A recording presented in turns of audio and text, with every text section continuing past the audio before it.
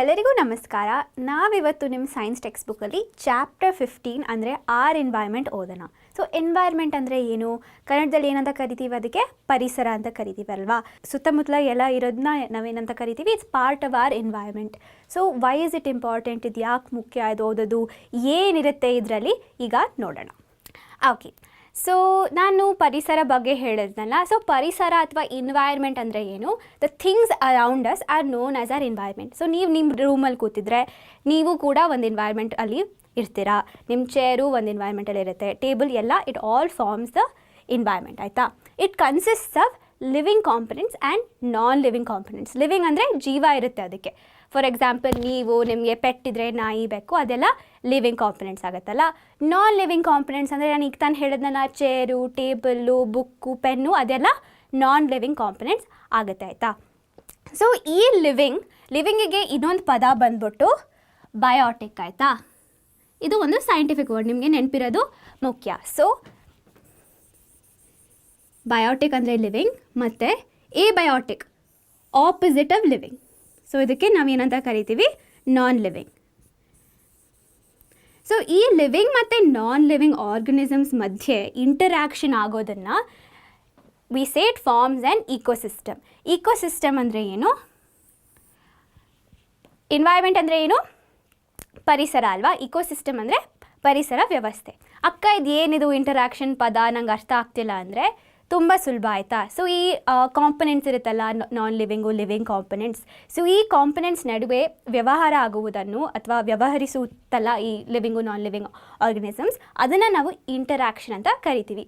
ಇನ್ನೊಂದು ರೀತಿಯಲ್ಲಿ ಹೇಗೆ ಹೇಳ್ಬೋದು ಅಂದರೆ, ಈ ಆರ್ಗನಿಸಮ್ಸ್ ಮಧ್ಯೆ ಪರಸ್ಪರ ಕ್ರಿಯೆಗಳು ನಡೆಯುತ್ತಲ್ಲ, ಅದನ್ನು ಕೂಡ ನಾವು ಇಂಟರ್ಯಾಕ್ಷನ್ ಅಂತ ಕರಿತೀವಿ. ಆಯಿತಾ. ಸೊ ಈ ಪದ ನಿಮಗೆ ನೆನಪಿರೋದು ತುಂಬ ಮುಖ್ಯ. ಆಯಿತಾ. ಮತ್ತು ಈ ಎರಡು ಪದ, ಎಬಯೋಟಿಕ್ ಮತ್ತು ಬಯೋಟಿಕ್ ಪದಗಳು ನಿಮಗೆ ನೆನಪಿರಬೇಕು. ಎಬಯೋಟಿಕ್ ಅಂದರೆ ಏನು, ನಾನ್ ಲಿವಿಂಗ್. ಬಯೋಟಿಕ್ ಅಂದರೆ ಏನು, ಲಿವಿಂಗ್. ಸೊ ಇದಕ್ಕೆ ಉದಾಹರಣೆ ಕೊಡಬೇಕು ಅಂದರೆ, ನೀವು ಒಂದು ಚೇರ್ ಮೇಲೆ ಕೂತಿದ್ರೆ you are interacting with a chair. ಮತ್ತು ನೀವು ಯಾರ ಜೊತೆ ಮಾತಾಡ್ತಿದ್ರೆ, ಅಂದರೆ ನಿಮ್ಮ ಅಮ್ಮನ ಜೊತೆ ಅಥವಾ ಅಪ್ಪನ ಜೊತೆ ಮಾತಾಡ್ತಿದ್ರೆ, you are interacting with them ಅಲ್ವಾ. ಸೊ ಅವ್ರ ಜೊತೆ ಮಾತಾಡೋದು ಒಂದು ಇಂಟರ್ಯಾಕ್ಷನು, ನೀವು ಕೂತಿರೋದು ಒಂದು ಇಂಟರ್ಯಾಕ್ಷನು, ನೀವು ಬುಕ್ ಎತ್ತಿದ್ರೆ ಅದು ಕೂಡ ಒಂದು ಇಂಟರ್ಯಾಕ್ಷನ್. ಆಯಿತಾ. ಬರೀ ಮನುಷ್ಯರು ಮಾಡೋದು ಇಂಟರ್ಯಾಕ್ಷನ್ ಅಲ್ಲ, ಒಂದು ಹಾವು, ಇಲಿನ ತಿನ್ನೋದು ಕೂಡ ಇಂಟರ್ಯಾಕ್ಷನ್. ಆಯಿತಾ. ಸೊ ಇದನ್ನೆಲ್ಲ ನಾವು ಸೇರಿ ಏನಂತ ಕರಿತೀವಿ, ಒಂದು ಇಕೋಸಿಸ್ಟಮ್ ಫಾರ್ಮ್ ಆಗುತ್ತೆ ಅಂತ ನಾವು ಹೇಳ್ತೀವಿ. ಸೊ ಇಕೋಸಿಸ್ಟಮ್ ಪದ ಅಂತ ಹೇಳಿದ್ನಲ್ಲ. ಸೊ ಇಕೋಸಿಸ್ಟಮ್ ಅಂದರೆ ಏನು, ಅದರಲ್ಲಿ ಏನಿರುತ್ತೆ, ಅದು ಹೇಗೆ ಫಾರ್ಮ್ ಆಗುತ್ತೆ, ಇಲ್ಲಿ ನೋಡೋಣ. ಆಯಿತಾ. ಸೊ ಮೊದಲೇದಾಗಿ ಡೆಫಿನೇಷನ್ ಬಂದ್ಬಿಟ್ಟು, all the interacting organisms in an area together with the non living components of the environment form an ecosystem. So interaction ಪದ ಹೇಳಿದ್ನಲ್ಲ. ಸೊ ಈ ಎಲ್ಲ ಇಂಟರ್ಯಾಕ್ಟಿಂಗ್ ಆರ್ಗನಿಸಮ್ಸ್ ಬಂದ್ಬಿಟ್ಟು ಲಿವಿಂಗ್ ಕಾಂಪೊನೆಂಟ್ಸ್ ಆಗುತ್ತಲ್ವಾ. ಸೊ ಈ living components non living components ಜೊತೆ ಒಂದೇ ಎನ್ವೈರ್ಮೆಂಟಲ್ಲಿದ್ದಾಗ, ಇನ್ ಎ ಸಿಂಗಲ್ ಏರಿಯಾ ಅಂದರೆ ಒಟ್ಟಿಗೆ ಸೇರಿ ಏನಂತ ಕರಿತೀವನ್ನ say it forms an ecosystem. Ecosystem ಅಂದರೆ ಏನು, ಕನ್ನಡದಲ್ಲಿ ಪರಿಸರ ವ್ಯವಸ್ಥೆ. ಸೊ ಎಷ್ಟು ಟೈಪ್ಸ್ ಆಫ್ ಇಕೋಸಿಸ್ಟಮ್ ಇದೆ ನೀವೇ ಯೋಚನೆ ಮಾಡಿ, ನ್ಯಾಚುರಲ್ ಮತ್ತು ಆರ್ಟಿಫಿಷಿಯಲ್. ಸೊ ನ್ಯಾಚುರಲ್ ಅಂದರೆ ಏನಿರ್ಬೋದು, ನ್ಯಾಚುರಲ್ ಅಂದರೆ ಇದು ಪರಿಸರದಲ್ಲಿ ಹಾಗೇ ಇರುತ್ತೆ, ನಾವು ಹ್ಯೂಮನ್ಸ್ ಏನು ಇಂಟರ್ಯಾಕ್ಟ್ ಮಾಡಲ್ಲ ಅಲ್ಲಿ. ಆಯಿತಾ. ಅಥವಾ ನಾವು ಹ್ಯೂಮನ್ಸ್ನ ಅದನ್ನು ಮಾಡಲ್ಲ. ಸೊ ನ್ಯಾಚುರಲ್ ಇಕೋಸಿಸ್ಟಮ್ ಅಂದರೆ ಆಗಲೇ ಪರಿಸರದಲ್ಲಿ ಇರುತ್ತೆ. ಇದಕ್ಕೆ ಉದಾಹರಣೆ ಕೊಡಬೇಕು ಅಂದರೆ ನೀವೇ ನಂಗೆ ಹೇಳಿ, ಏನಿರ್ಬೋದು ನ್ಯಾಚುರಲ್ ಇಕೋಸಿಸ್ಟಮ್ದು ಉದಾಹರಣೆ. ಮೊದಲಾಗಿ ಫಾರೆಸ್ಟ್ ಇರ್ಬೋದು, ಅಥವಾ ಓಷನ್ ಇರ್ಬೋದು, ಪಾಂಡ್ ಇರ್ಬೋದು. ಸೊ ಇದಾಗಲೇ ಇರುತ್ತಲ್ವಾ, ಮನುಷ್ಯರು ಇಲ್ಲದೇ ಇದ್ರೂ ಅದಾಗಲೇ ಹಾಗೆ ಇತ್ತು, ಫಾರೆಸ್ಟು, ಓಷನು, ಪಾಂಡ್. ಸೊ ಇಲ್ಲಿ 3 ಉದಾಹರಣೆ ಕೊಟ್ಟಿದ್ದೀನಿ. ನೀವು ನನಗೆ ಜಾಸ್ತಿ ಉದಾಹರಣೆ ಕಾಮೆಂಟ್ ಸೆಕ್ಷನಲ್ಲಿ ಕೊಡಿ. ಆಯಿತಾ. ಸೊ ನ್ಯಾಚುರಲ್ ಇಕೋಸಿಸ್ಟಮ್ ಕಲ್ತಾಯಿತು. ಈಗ ಆರ್ಟಿಫಿಷಿಯಲ್ ಇಕೋಸಿಸ್ಟಮ್ಗೆ ಬರೋಣ. ಆರ್ಟಿಫಿಷಿಯಲ್ಗೆ ಇನ್ನೊಂದು ಹೇಗೆ ಹೇಳ್ಬೋದು ಅಂದರೆ, ನಾವು ಮ್ಯಾನ್ ಮೇಡ್ ಅಂತ ಹೇಳ್ಬೋದು. ಆಯಿತಾ. ಮ್ಯಾನ್ ಮೇಡ್ ಅಂದರೆ ಹ್ಯೂಮನ್ ಇನ್ವಾಲ್ವ್ಮೆಂಟ್ ಇರುತ್ತೆ ಇದರಲ್ಲಿ. ಸೊ ಮನುಷ್ಯರು ಇದನ್ನು ಮಾಡಿರ್ತಾರೆ. ಅಂದರೆ ಮೊದಲನೇದಾಗಿ ಕ್ರಾಪ್ ಫೀಲ್ಡ್ ಅಂದರೆ ನಾವು ಊಟ ತಿಂಡಿಗೆ ಗಿಡಗಳನ್ನ ಬೆಳಿತೀವಲ್ಲ, ಅಗ್ರಿಕಲ್ಚರ್ ಮಾಡ್ತೀವಲ್ಲ, ಅದನ್ನು ನಾವು ಕ್ರಾಪ್ ಫೀಲ್ಡ್ಸಲ್ಲೇ ಮಾಡೋದಲ್ವ, ಅದು ಫಾರ್ಮರ್ಸ್ ಮಾಡೋದಲ್ವ, ಮನುಷ್ಯರೇ ಮಾಡೋದು. So it is an artificial ecosystem. ಮತ್ತು ಇನ್ನೊಂದು ಅಂದರೆ ಗಾರ್ಡನ್. ನಿಮ್ಮ ಮನೇಲಿ ಒಂದು ಚಿಕ್ಕ ಗಾರ್ಡನ್ ಇದ್ದರೆ, ನೀವು ಏನಾದರೂ ಗಿಡಗಳನ್ನ ಬೆಳೆಸ್ತಿದ್ರೆ, ಅದು ನೀವು ಬೆಳೆಸ್ತಿರೋದಲ್ವ, ಅದು ಅದೇ ಬೆಳೀತಿತ್ತಾ, ಇಲ್ಲ ಅಲ್ವಾ. ನೀವು ಬೆಳೆಸ್ತಿದ್ರಿಂದ, ನೀವೇ ಅದನ್ನು ಮೇಂಟೈನ್ ಮಾಡ್ತಿದ್ರಿಂದ it is an artificial ecosystem. ಅದೇ ಥರ ಅಕ್ವೇರಿಯಂ ಅಂದರೆ ಏನು, ಒಂದು ಟ್ಯಾಂಕ್ ಥರ ಇರುತ್ತಲ್ವ, ಆ ಟ್ಯಾಂಕಲ್ಲಿ ಏನಿರುತ್ತೆ ನಾವು ಮೀನುಗಳನ್ನ ಸಾಕ್ತೀವಿ. ಸೊ ಅದು ಕೂಡ ಒಂದು ಆರ್ಟಿಫಿಷಿಯಲ್ ಇಕೋಸಿಸ್ಟಮ್. ಇದರಲ್ಲಿ ನೀವು ಒಂದು ವ್ಯತ್ಯಾಸ ನೋಡ್ಕೋಬೇಕು ಆಯಿತಾ. ಸಮುದ್ರ ಅಥವಾ ಓಷನಲ್ಲಿ ಕೂಡ ನಮಗೆ ಮೀನುಗಳಿರುತ್ತಲ್ವ, ಬಟ್ ಮೀನು ಆಗಲೇ ಇರುತ್ತೆ. ಸೊ ಅದಕ್ಕೆ ನಾವು ನ್ಯಾಚುರಲ್ ಇಕೋಸಿಸ್ಟಮ್ ಅಂತ ಕರಿತೀವಿ. ಆರ್ಟಿಫಿಷಿಯಲ್ ಇಕೋಸಿಸ್ಟಮ್, ಅಕ್ವೇರಿಯಮಲ್ಲಿ ಕೂಡ ಮೀನಿದೆ, ಸೊ ಅದು ನ್ಯಾಚುರಲ್ ಆಗಬೇಕು ಅಂತ ನೀವು ಹೇಳ್ಬೋದಲ್ವಾ. ಇಲ್ಲ, ಬಟ್ ನಾವು ಅಕ್ವೇರಿಯಮಲ್ಲಿ ನಾವು ಮೀನು ಹಾಕ್ತೀವಿ ಒಳಗಡೆ ಆಯಿತಾ. ಸೊ ಅದು ಹ್ಯೂಮನ್ ಇನ್ವಾಲ್ವ್ಮೆಂಟಿಂದ ಮಾಡೋದು. So it's the artificial ecosystem. So ಇಲ್ಲಿ 2 ಪಿಕ್ಚರ್ ಹಾಕಿದ್ದೀನಿ, ಯಾವ್ದು ನ್ಯಾಚುರಲು ಯಾವ್ದು ಆರ್ಟಿಫಿಷಿಯಲ್, ನೀವೇ ನಂಗೆ ಹೇಳಿ. ಸೊ ನಾನು ಹಿಂದಿನ ಸ್ಲೈಡಲ್ಲಿ ಏನೇನೆಲ್ಲ ಹೇಳಿದೆ, I had said abiotic components, biotic components. Abiotic ಅಂದರೆ ಏನು, ನಾನ್ ಲಿವಿಂಗ್, ಕರೆಕ್ಟ್. ಬಯೋಟಿಕ್ ಅಂದರೆ ಏನು, ಲಿವಿಂಗ್.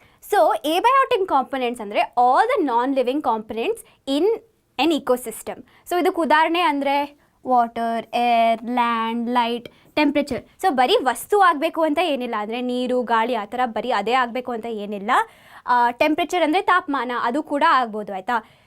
ಇನ್ನೇನು ಉದಾಹರಣೆ ಕೊಡ್ಬೋದು ನೀವು, ಇನ್ನೇನಿರುತ್ತೆ ಎಬಯೋಟಿಕ್ ಕಾಂಪೊನೆಂಟ್ಸ್. ನಾನು ಈಗ ತಾನು ನಿಮ್ಮ ರೂಮ್ದು ಎಕ್ಸಾಂಪಲ್ ಕೊಟ್ಟನಲ್ಲ, ಸೊ ಅದರಲ್ಲಿ ಎಬಯೋಟಿಕ್ ಕಾಂಪೊನೆಂಟ್ಸ್ ಏನಾಗುತ್ತೆ, ನಿಮ್ಮ ಟೇಬಲ್ಲು, ಡೆಸ್ಕು ಟೇಬಲ್ ಸೇಮ್ ಅಲ್ವಾ, ಮತ್ತು ನಿಮ್ಮ ಚೇರು, ಬುಕ್ಕು, ಅದೆಲ್ಲ ಎಬಯೋಟಿಕ್ ಅಥವಾ ನಾನ್ ಲಿವಿಂಗ್ ಕಾಂಪೊನೆಂಟ್ಸ್ ಆಗುತ್ತೆ ಆಯಿತಾ.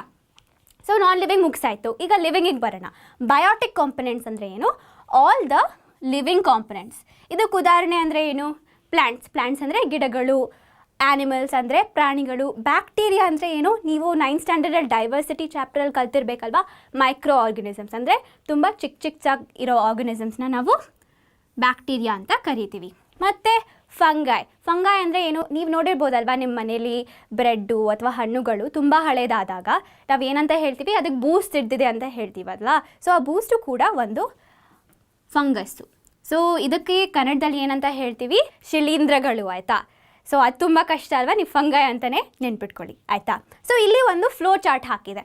ಸೊ ಲಿವಿಂಗ್ ಮತ್ತು ನಾನ್ ಲಿವಿಂಗ್ ಥಿಂಗ್ಸ್ ಅಲ್ವಾ. ಲಿವಿಂಗಿಗೆ ಏನಂತ ಕರಿತೀವಿ, ಬಯೋಟಿಕ್. ನಾನ್ ಲಿವಿಂಗ್ ಏನು, ಅದರದ್ದು ಉಲ್ಟ, ಎಬಯೋಟಿಕ್.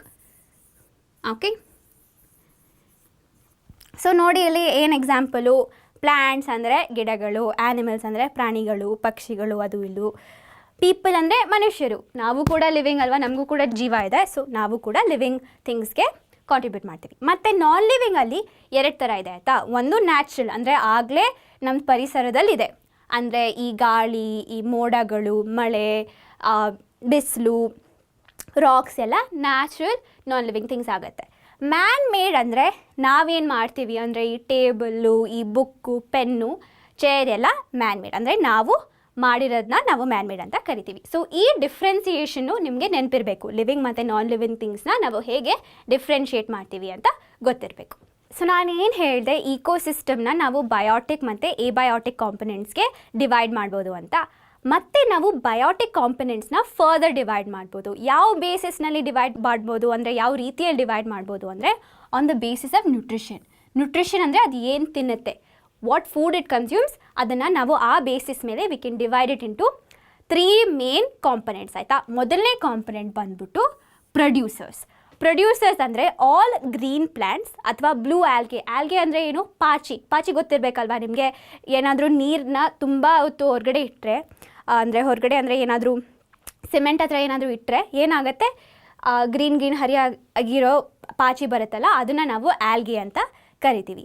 They can produce there own food through photosynthesis. So ನೀವು ಹಿಂದಿನ ಕ್ಲಾಸಲ್ಲಿ ಈ ಪ್ರಾಸೆಸ್ ಬಗ್ಗೆ ಕಲ್ತಿರ್ಬೇಕಲ್ವಾ, ಫೋಟೋಸಿಂಥೆಸಿಸ್ ಪ್ರಾಸೆಸ್ ಬಗ್ಗೆ. ಇದು ಹೇಗಾಗುತ್ತೆ, ಗ್ರೀನ್ ಯಾಕಿರಬೇಕು, ಯಾಕೆ ಅದರಲ್ಲಿ ಒಂದು ಕೆಮಿಕಲ್ ಇರುತ್ತಲ್ವ, ಕ್ಲೋರೋಫಿಲ್ ಅಂತ ಒಂದು ಕೆಮಿಕಲ್. ಸೊ ಆ ಕೆಮಿಕಲ್ ಉಪಯೋಗಿಸಿ ಅದು ಫೋಟೋಸಿಂಥೆಸಿಸ್ ಮಾಡಿ ಅದರದ್ದೇ ಆಹಾರ ಅಥವಾ ಊಟನ ಮಾಡುತ್ತೆ ಆಯಿತಾ. So since it's capable of making its own food ಅಂದರೆ ಪ್ರೊಡ್ಯೂಸಿಂಗ್ ಇಟ್ಸ್ ಓನ್ ಫುಡ್, ಅದಕ್ಕೆ ನಾವು ಅದನ್ನು ಪ್ರೊಡ್ಯೂಸರ್ಸ್ ಅಂತ ಕರಿತೀವಿ ಆಯಿತಾ.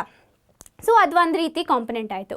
ಇನ್ನೊಂದು ಬಂದ್ಬಿಟ್ಟು ಕನ್ಸ್ಯೂಮ್ ಅಂದರೆ ಏನು, ತೊಗೊಳ್ಳೋದು ಅಥವಾ ತಿನ್ನೋದು ಆಯಿತಾ. ಸೊ ಪ್ರೊಡ್ಯೂಸರ್ಸ್ ಪ್ರೊಡ್ಯೂಸ್ ಮಾಡ್ತವೆ, ಕನ್ಸ್ಯೂಮರ್ಸ್ ಏನು ಮಾಡುತ್ತೆ, ಈ all animals which depend on producers directly or indirectly for their food are called consumers. ಅಂದರೆ ಈ ಪ್ರೊಡ್ಯೂಸರ್ಸ್ ಮಾಡೋ ಆಹಾರನ ಡೈರೆಕ್ಟ್ಲಿ ಅಥವಾ ಇಂಡೈರೆಕ್ಟ್ಲಿ ಕನ್ಸ್ಯೂಮ್ ಮಾಡೋ ಆರ್ಗನಿಸಮ್ಸ್ನ ನಾವು ಕನ್ಸ್ಯೂಮರ್ಸ್ ಅಂತ ಕರಿತೀವಿ ಆಯಿತಾ.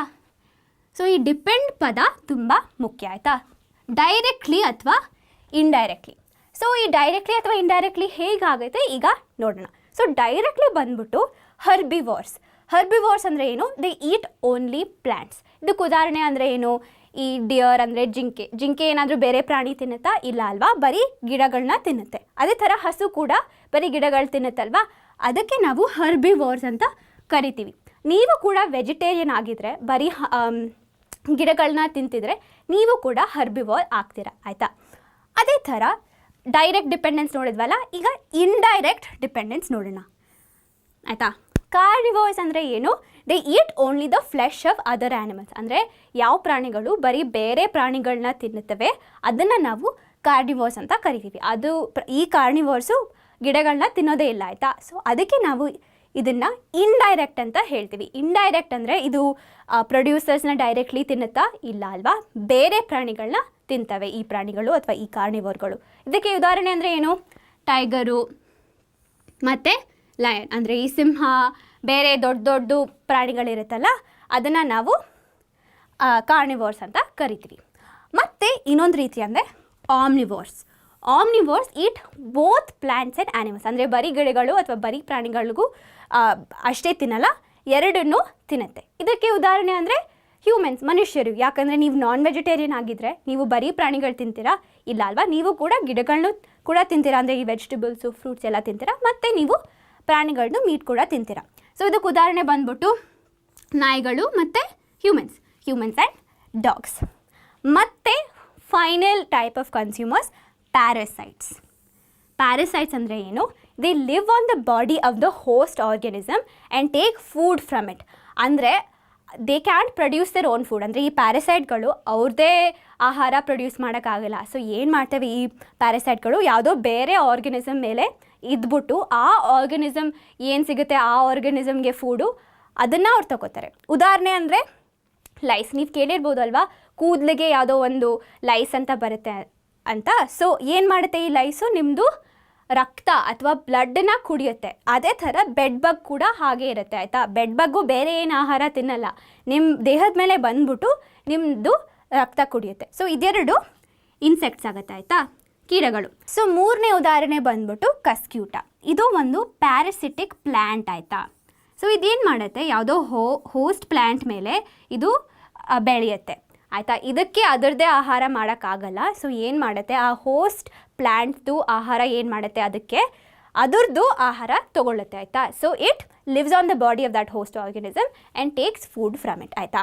So these 4 types of consumers. So producers, consumers ಆಯ್ತಲ್ವಾ? ಸೊ 2 ಬಯೋಟಿಕ್ ಕಾಂಪೊನೆಂಟ್ಸ್ ನೋಡಿದ್ವಿ. ಈಗ ಮೂರನೇ ಟೈಪ್ ಆಫ್ ಬಯೋಟಿಕ್ ಕಾಂಪೊನೆಂಟ್ ಅಂತ ಬಂದ್ಬಿಟ್ಟು ಡಿಕಂಪೋಸರ್ಸ್ ಅಂದರೆ ಏನು?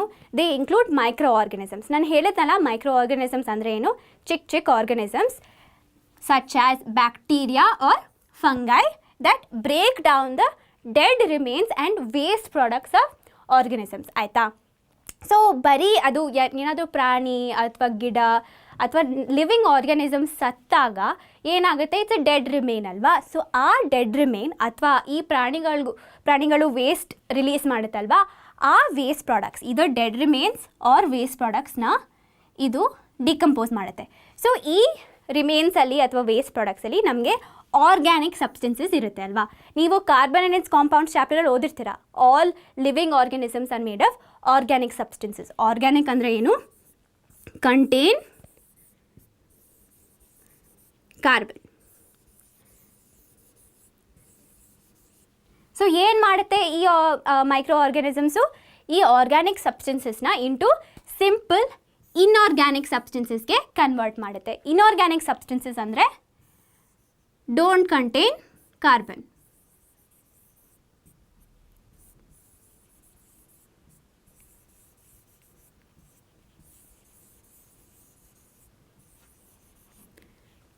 ಸೊ ಈ ಡಿಕಂಪೋಸರ್ಸ್ ಲಿವಿಂಗ್ ಆರ್ಗನಿಸಮ್ಸ್ ಏನು ತಿನ್ನಲ್ಲ, ಆಯಿತಾ? ಅದಕ್ಕೆ ನಾವು ಇದನ್ನು ಕನ್ಸ್ಯೂಮರ್ಸ್ ಅಂತ ಕರೆಯೋಕ್ಕಾಗಲ್ಲ. They only break down dead remains and waste products, ಆಯಿತಾ? ಸೊ ಇಲ್ಲಿ ಒಂದು ಫ್ಲೋ ಚಾರ್ಟ್ ಹಾಕಿದ್ದೀನಿ ಅಥವಾ ಒಂದು ಇಮೇಜ್ ಹಾಕಿದ್ದೀನಿ, ಆಯಿತಾ? ಸೊ ನಾನು ಏನು ಹೇಳಿದೆ? 3 ಟೈಪ್ಸ್ ಆಫ್ ಬಯೋಟಿಕ್ ಕಾಂಪೊನೆಂಟ್ಸ್. ಮೊದಲೇದು ಬಂದ್ಬಿಟ್ಟು producers capable of making there own food. ಅಂದರೆ ಏನು? ಎಲ್ಲ ಥರದ ಗಿಡಗಳು ಇಲ್ಲಿ ಬರುತ್ತೆ, ಆಯಿತಾ? ಕನ್ಸ್ಯೂಮರ್ಸ್ ಅಂದರೆ ಏನು? ಇಂಡೈರೆಕ್ಟ್ ಮತ್ತು ಡೈರೆಕ್ಟ್ ಕನ್ಸಂಪ್ಷನ್ ಆಫ್ ಪ್ರೊಡ್ಯೂಸರ್ಸ್ ಅಂತ ಹೇಳಿದ್ನಲ್ಲ. ಸೊ ಇದಕ್ಕೆ ಉದಾಹರಣೆ ಬಂದ್ಬಿಟ್ಟು ಈ ಹುಲಿ ಅಥವಾ ಈ ಹಸು, ಬೇರೆ ಎಲ್ಲ ಪಕ್ಷಿಗಳು, ಮನುಷ್ಯರು ನಾವೆಲ್ಲ ಕನ್ಸ್ಯೂಮರ್ಸ್ ಆಗ್ತೀವಿ ಆಯಿತಾ. ಮೂರನೇ ಟೈಪ್ ಏನು, decomposers that break down dead remains or waste products. Examples ಅಂದರೆ ಏನು, ಈ ಅರ್ಥವರ್ಮ್ ಕೂಡ ಒಂದು ಡಿಕಂಪೋಸರ್ ಆಗುತ್ತೆ ಆಯಿತಾ. ಈ ಮಶ್ರೂಮು, ಈ ಬೇರೆಗಳ ಕೀಡಗಳು, ಇನ್ಸೆಕ್ಟ್ಸ್ಗಳು, ಇದೆಲ್ಲ ಡಿಕಂಪೋಸರ್ಸ್ ಆಗುತ್ತೆ. ಸೊ ಈ ಮೂರು ನಮ್ಮದು ಬಯೋಟಿಕ್ ಫ್ಯಾಕ್ಟ್. ಸೊ ನಾನು ಇಕೋಸಿಸ್ಟಮ್ದು ಎಷ್ಟೊಂದು ಕಾಂಪೊನೆಂಟ್ಸ್ ಬಗ್ಗೆ ಹೇಳ್ಕೊಟ್ಟಲ್ಲ, ಅದನ್ನು ಒಂದು ಸುಲಭವಾಗಿರೋ ಫ್ಲೋ ಚಾರ್ಟಲ್ಲಿ ಬರೆಯೋಣ ಆಯಿತಾ. ಸೊ ಮೊದಲೇದಾಗಿ first is ecosystem. So 2 main types of components ಏನು, ಲಿವಿಂಗ್ ಮತ್ತು ನಾನ್ ಲಿವಿಂಗ್ ಅಲ್ವಾ. ಅದನ್ನು ನಾವೇನಂತ ಕರಿಬೋದು, ಬಯೋಟಿಕ್ ಆ್ಯಂಡ್ ಎಬಯೋಟಿಕ್. ಲಿವಿಂಗ್ ಅಂದರೆ ಏನು, biotic. Very good. So this is biotic. Non living ಅಂದರೆ ಏನು, ಎಬಯೋಟಿಕ್. ಎಬಯೋಟಿಕ್ನ ಮೊದಲು ನಾವು ಡಿವೈಡ್ ಮಾಡೋಣ. ಏನು ಹೇಳಿದೆ ನಾನು, it can be divided into natural and man made ಅಲ್ವಾ. ಸೊ ನ್ಯಾಚುರಲ್ ಬಂದ್ಬಿಟ್ಟು ಈ ತಾಪಮಾನ, ಈ ಮಳೆ, ಬಿಸಿಲು, ಇದೆಲ್ಲ ನ್ಯಾಚುರಲ್ಲು. ಮ್ಯಾನ್ ಮೇಡ್ ಬಂದ್ಬಿಟ್ಟು ಈ ಬುಕ್ಕು, ಪೆನ್ನು, ಬಟ್ಟೆ, ಇದೆಲ್ಲ ಮ್ಯಾನ್ ಮೇಡ್ ಆಯಿತಾ. ನೀವು ಬರೆದಾಗ ಈ ಫ್ಲೋ ಚಾರ್ಟ್ನ ರೈಟ್ ಎಕ್ಸಾಂಪಲ್ಸ್, ಉದಾಹರಣೆಗಳು ಬರೀರಿ, ಆವಾಗ ನಿಮಗೆ ನೆನಪು ಜಾಸ್ತಿ ಇರುತ್ತೆ. ಸೊ ಬಯೋಟಿಕ್ ಎಷ್ಟು ಮೇನ್ ಟೈಪ್ಸಿಗೆ ಡಿವೈಡ್ ಮಾಡ್ಬೋದು ನಾವು, 3 ಮೇನ್ ಟೈಪ್ಸ್ ಅಲ್ವಾ. ಸೊ ಮೊದಲೇದು ಬಂದ್ಬಿಟ್ಟು ಪ್ರೊಡ್ಯೂಸರ್ಸ್, ಅಂದರೆ ಅದರದ್ದೇ ಆಹಾರ ಮಾಡುತ್ತೆ. ಉದಾಹರಣೆ ಅಂದರೆ ಏನು, ಪ್ಲ್ಯಾಂಟ್ಸ್. ಮತ್ತು ಎರಡನೇದು ಬಂದ್ಬಿಟ್ಟು ಕನ್ಸ್ಯೂಮರ್ಸ್, ಅಂದರೆ ಈ ಪ್ರೊಡ್ಯೂಸರ್ಸ್ ಮಾಡೋ ಆಹಾರನ ಡೈರೆಕ್ಟ್ಲಿ ಅಥವಾ ಇಂಡೈರೆಕ್ಟ್ಲಿ ಕನ್ಸ್ಯೂಮ್ ಮಾಡುತ್ತೆ. ಮೂರನೇದು ಬಂದ್ಬಿಟ್ಟು ಡಿಕಂಪೋಸರ್ಸ್. ನಾನು ಏನು ಹೇಳಿದೆ, decomposers break down dead organisms or waste matter. ಈ ವೇಸ್ಟು ಬರೀ ಅಂದರೆ ಎಕ್ಸ್ಕ್ರೀಷನ್ ಮೂಲಕ ಆಗೋದು ಅಲ್ಲ ಆಯಿತಾ. ವೇಸ್ಟ್ ಬಂದ್ಬಿಟ್ಟು ನೀವು ನಿಮ್ಮ ನೇಲ್ಸ್ ಕಟ್ ಮಾಡಿದಾಗ, ಉಗುರು ಕಟ್ ಮಾಡಿದಾಗ ಅಥವಾ ಕೂದಲು ಕಟ್ ಮಾಡಿದಾಗ ಅದು ಕೂಡ ವೇಸ್ಟ್ ಆಗುತ್ತಲ್ವಾ. ಅಥವಾ ನಿಮ್ಮ ಮೂಗಿರೋ ಬರೋ ಗೊಣ್ಣೆ ಕೂಡ ವೇಸ್ಟ್ ಆಗುತ್ತೆ. ಕನ್ಸ್ಯೂಮರ್ಸ್ನ ನಾವು ಹೇಗೆ ಮತ್ತೆ ಡಿವೈಡ್ ಮಾಡೋದು, ವಿ ಡಿವೈಡೆಡ್ ಇಂಟು 4 ಪಾರ್ಟ್ಸ್ ಅಲ್ವಾ. ಏನು ಮೊದಲೇದು, herbivores.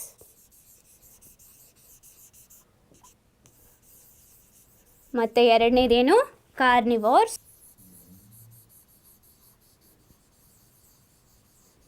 ಮೂರನೇದೇನು, that eat both plants and animals, omnivores ಅಲ್ವಾ.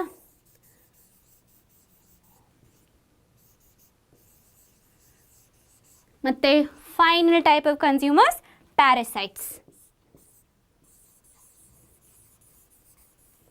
ಸೊ ಇದು ಬರೆದ್ರೆ ನಿಮಗೆ ಎಲ್ಲ all components of the ecosystem ಅರ್ಥ ಆಗುತ್ತೆ. ಓಕೆ, ಸೊ ನಾನು ಏನು ಹೇಳಿದೆ, there are different types of biotic components ಹೇಳಿದ್ನಲ್ಲ. ಪ್ರೊಡ್ಯೂಸರ್ಸ್ ಇದೆ, ಕನ್ಸ್ಯೂಮರ್ಸ್ ಇದೆ. And I said consumers directly or indirectly consume the producers ಅಲ್ವಾ. ಸೊ ಇದು ಹೇಗೆ ಈ ಕನ್ಸಂಪ್ಷನ್ ಆಗುತ್ತೆ ಇಲ್ಲಿ ನೋಡೋಣ. ಇದು ಹೇಗೆ ಆಗುತ್ತೆ ಅಂದರೆ ಫುಡ್ ಚೈನ್ ಮೂಲಕ ಆಗುತ್ತೆ ಆಯಿತಾ. ಆ food chain is a series of organisms in which one organism eats the other organism ಆಯಿತಾ. ಸೊ ಒಂದು ಪ್ರಾಣಿ ಅಥವಾ ಏನಾದರೂ ಲಿವಿಂಗ್ ಆರ್ಗನಿಸಮ್ ಇರೋದು ಇನ್ನೊಂದು ಆರ್ಗನಿಸಮ್ನ ತಿನ್ನೋದನ್ನ ನಾವು ಫುಡ್ ಚೈನ್ ಅಂತ ಕರಿತೀವಿ. ಇಲ್ಲಿ ಕೆಲವೊಂದು ಉದಾಹರಣೆಗಳು ಕೊಟ್ಟಿದ್ದೀನಿ ಆಯಿತಾ. ಸೊ ಮೊದಲೇದಾಗಿ ಇದೇನಿದು, ಕಾರ್ನ್ ಇಸ್ ವಾಟ್, ಜೋಳನ ಏನು ತಿನ್ನುತ್ತೆ, ಇಲಿ ತಿನ್ನುತ್ತಲ್ವಾ. ಸೊ ಇಲಿ ಜೋಳನ ತಿನ್ನುತ್ತೆ. ಮತ್ತು ಇದಾದಮೇಲೆ ಇಲಿನ ಏನು ತಿನ್ನುತ್ತೆ, ಒಂದು ಗೂಬೆ ತಿನ್ನುತ್ತೆ ಆಯಿತಾ. ಸೊ ಇಲ್ಲಿ ಈ ಇಲಿ ಡೈರೆಕ್ಟಾಗಿ ಪ್ಲ್ಯಾಂಟ್ಸ್ನ ತಿಂತಿದೆ ಅಲ್ವಾ, ಅಂದರೆ ಈ ಪ್ರೊಡ್ಯೂಸರ್ನ ತಿಂತಿದೆ. ಸೊ ಡೈರೆಕ್ಟ್ ಕನ್ಸಂಪ್ಷನ್ ಆಗ್ತಿದೆ.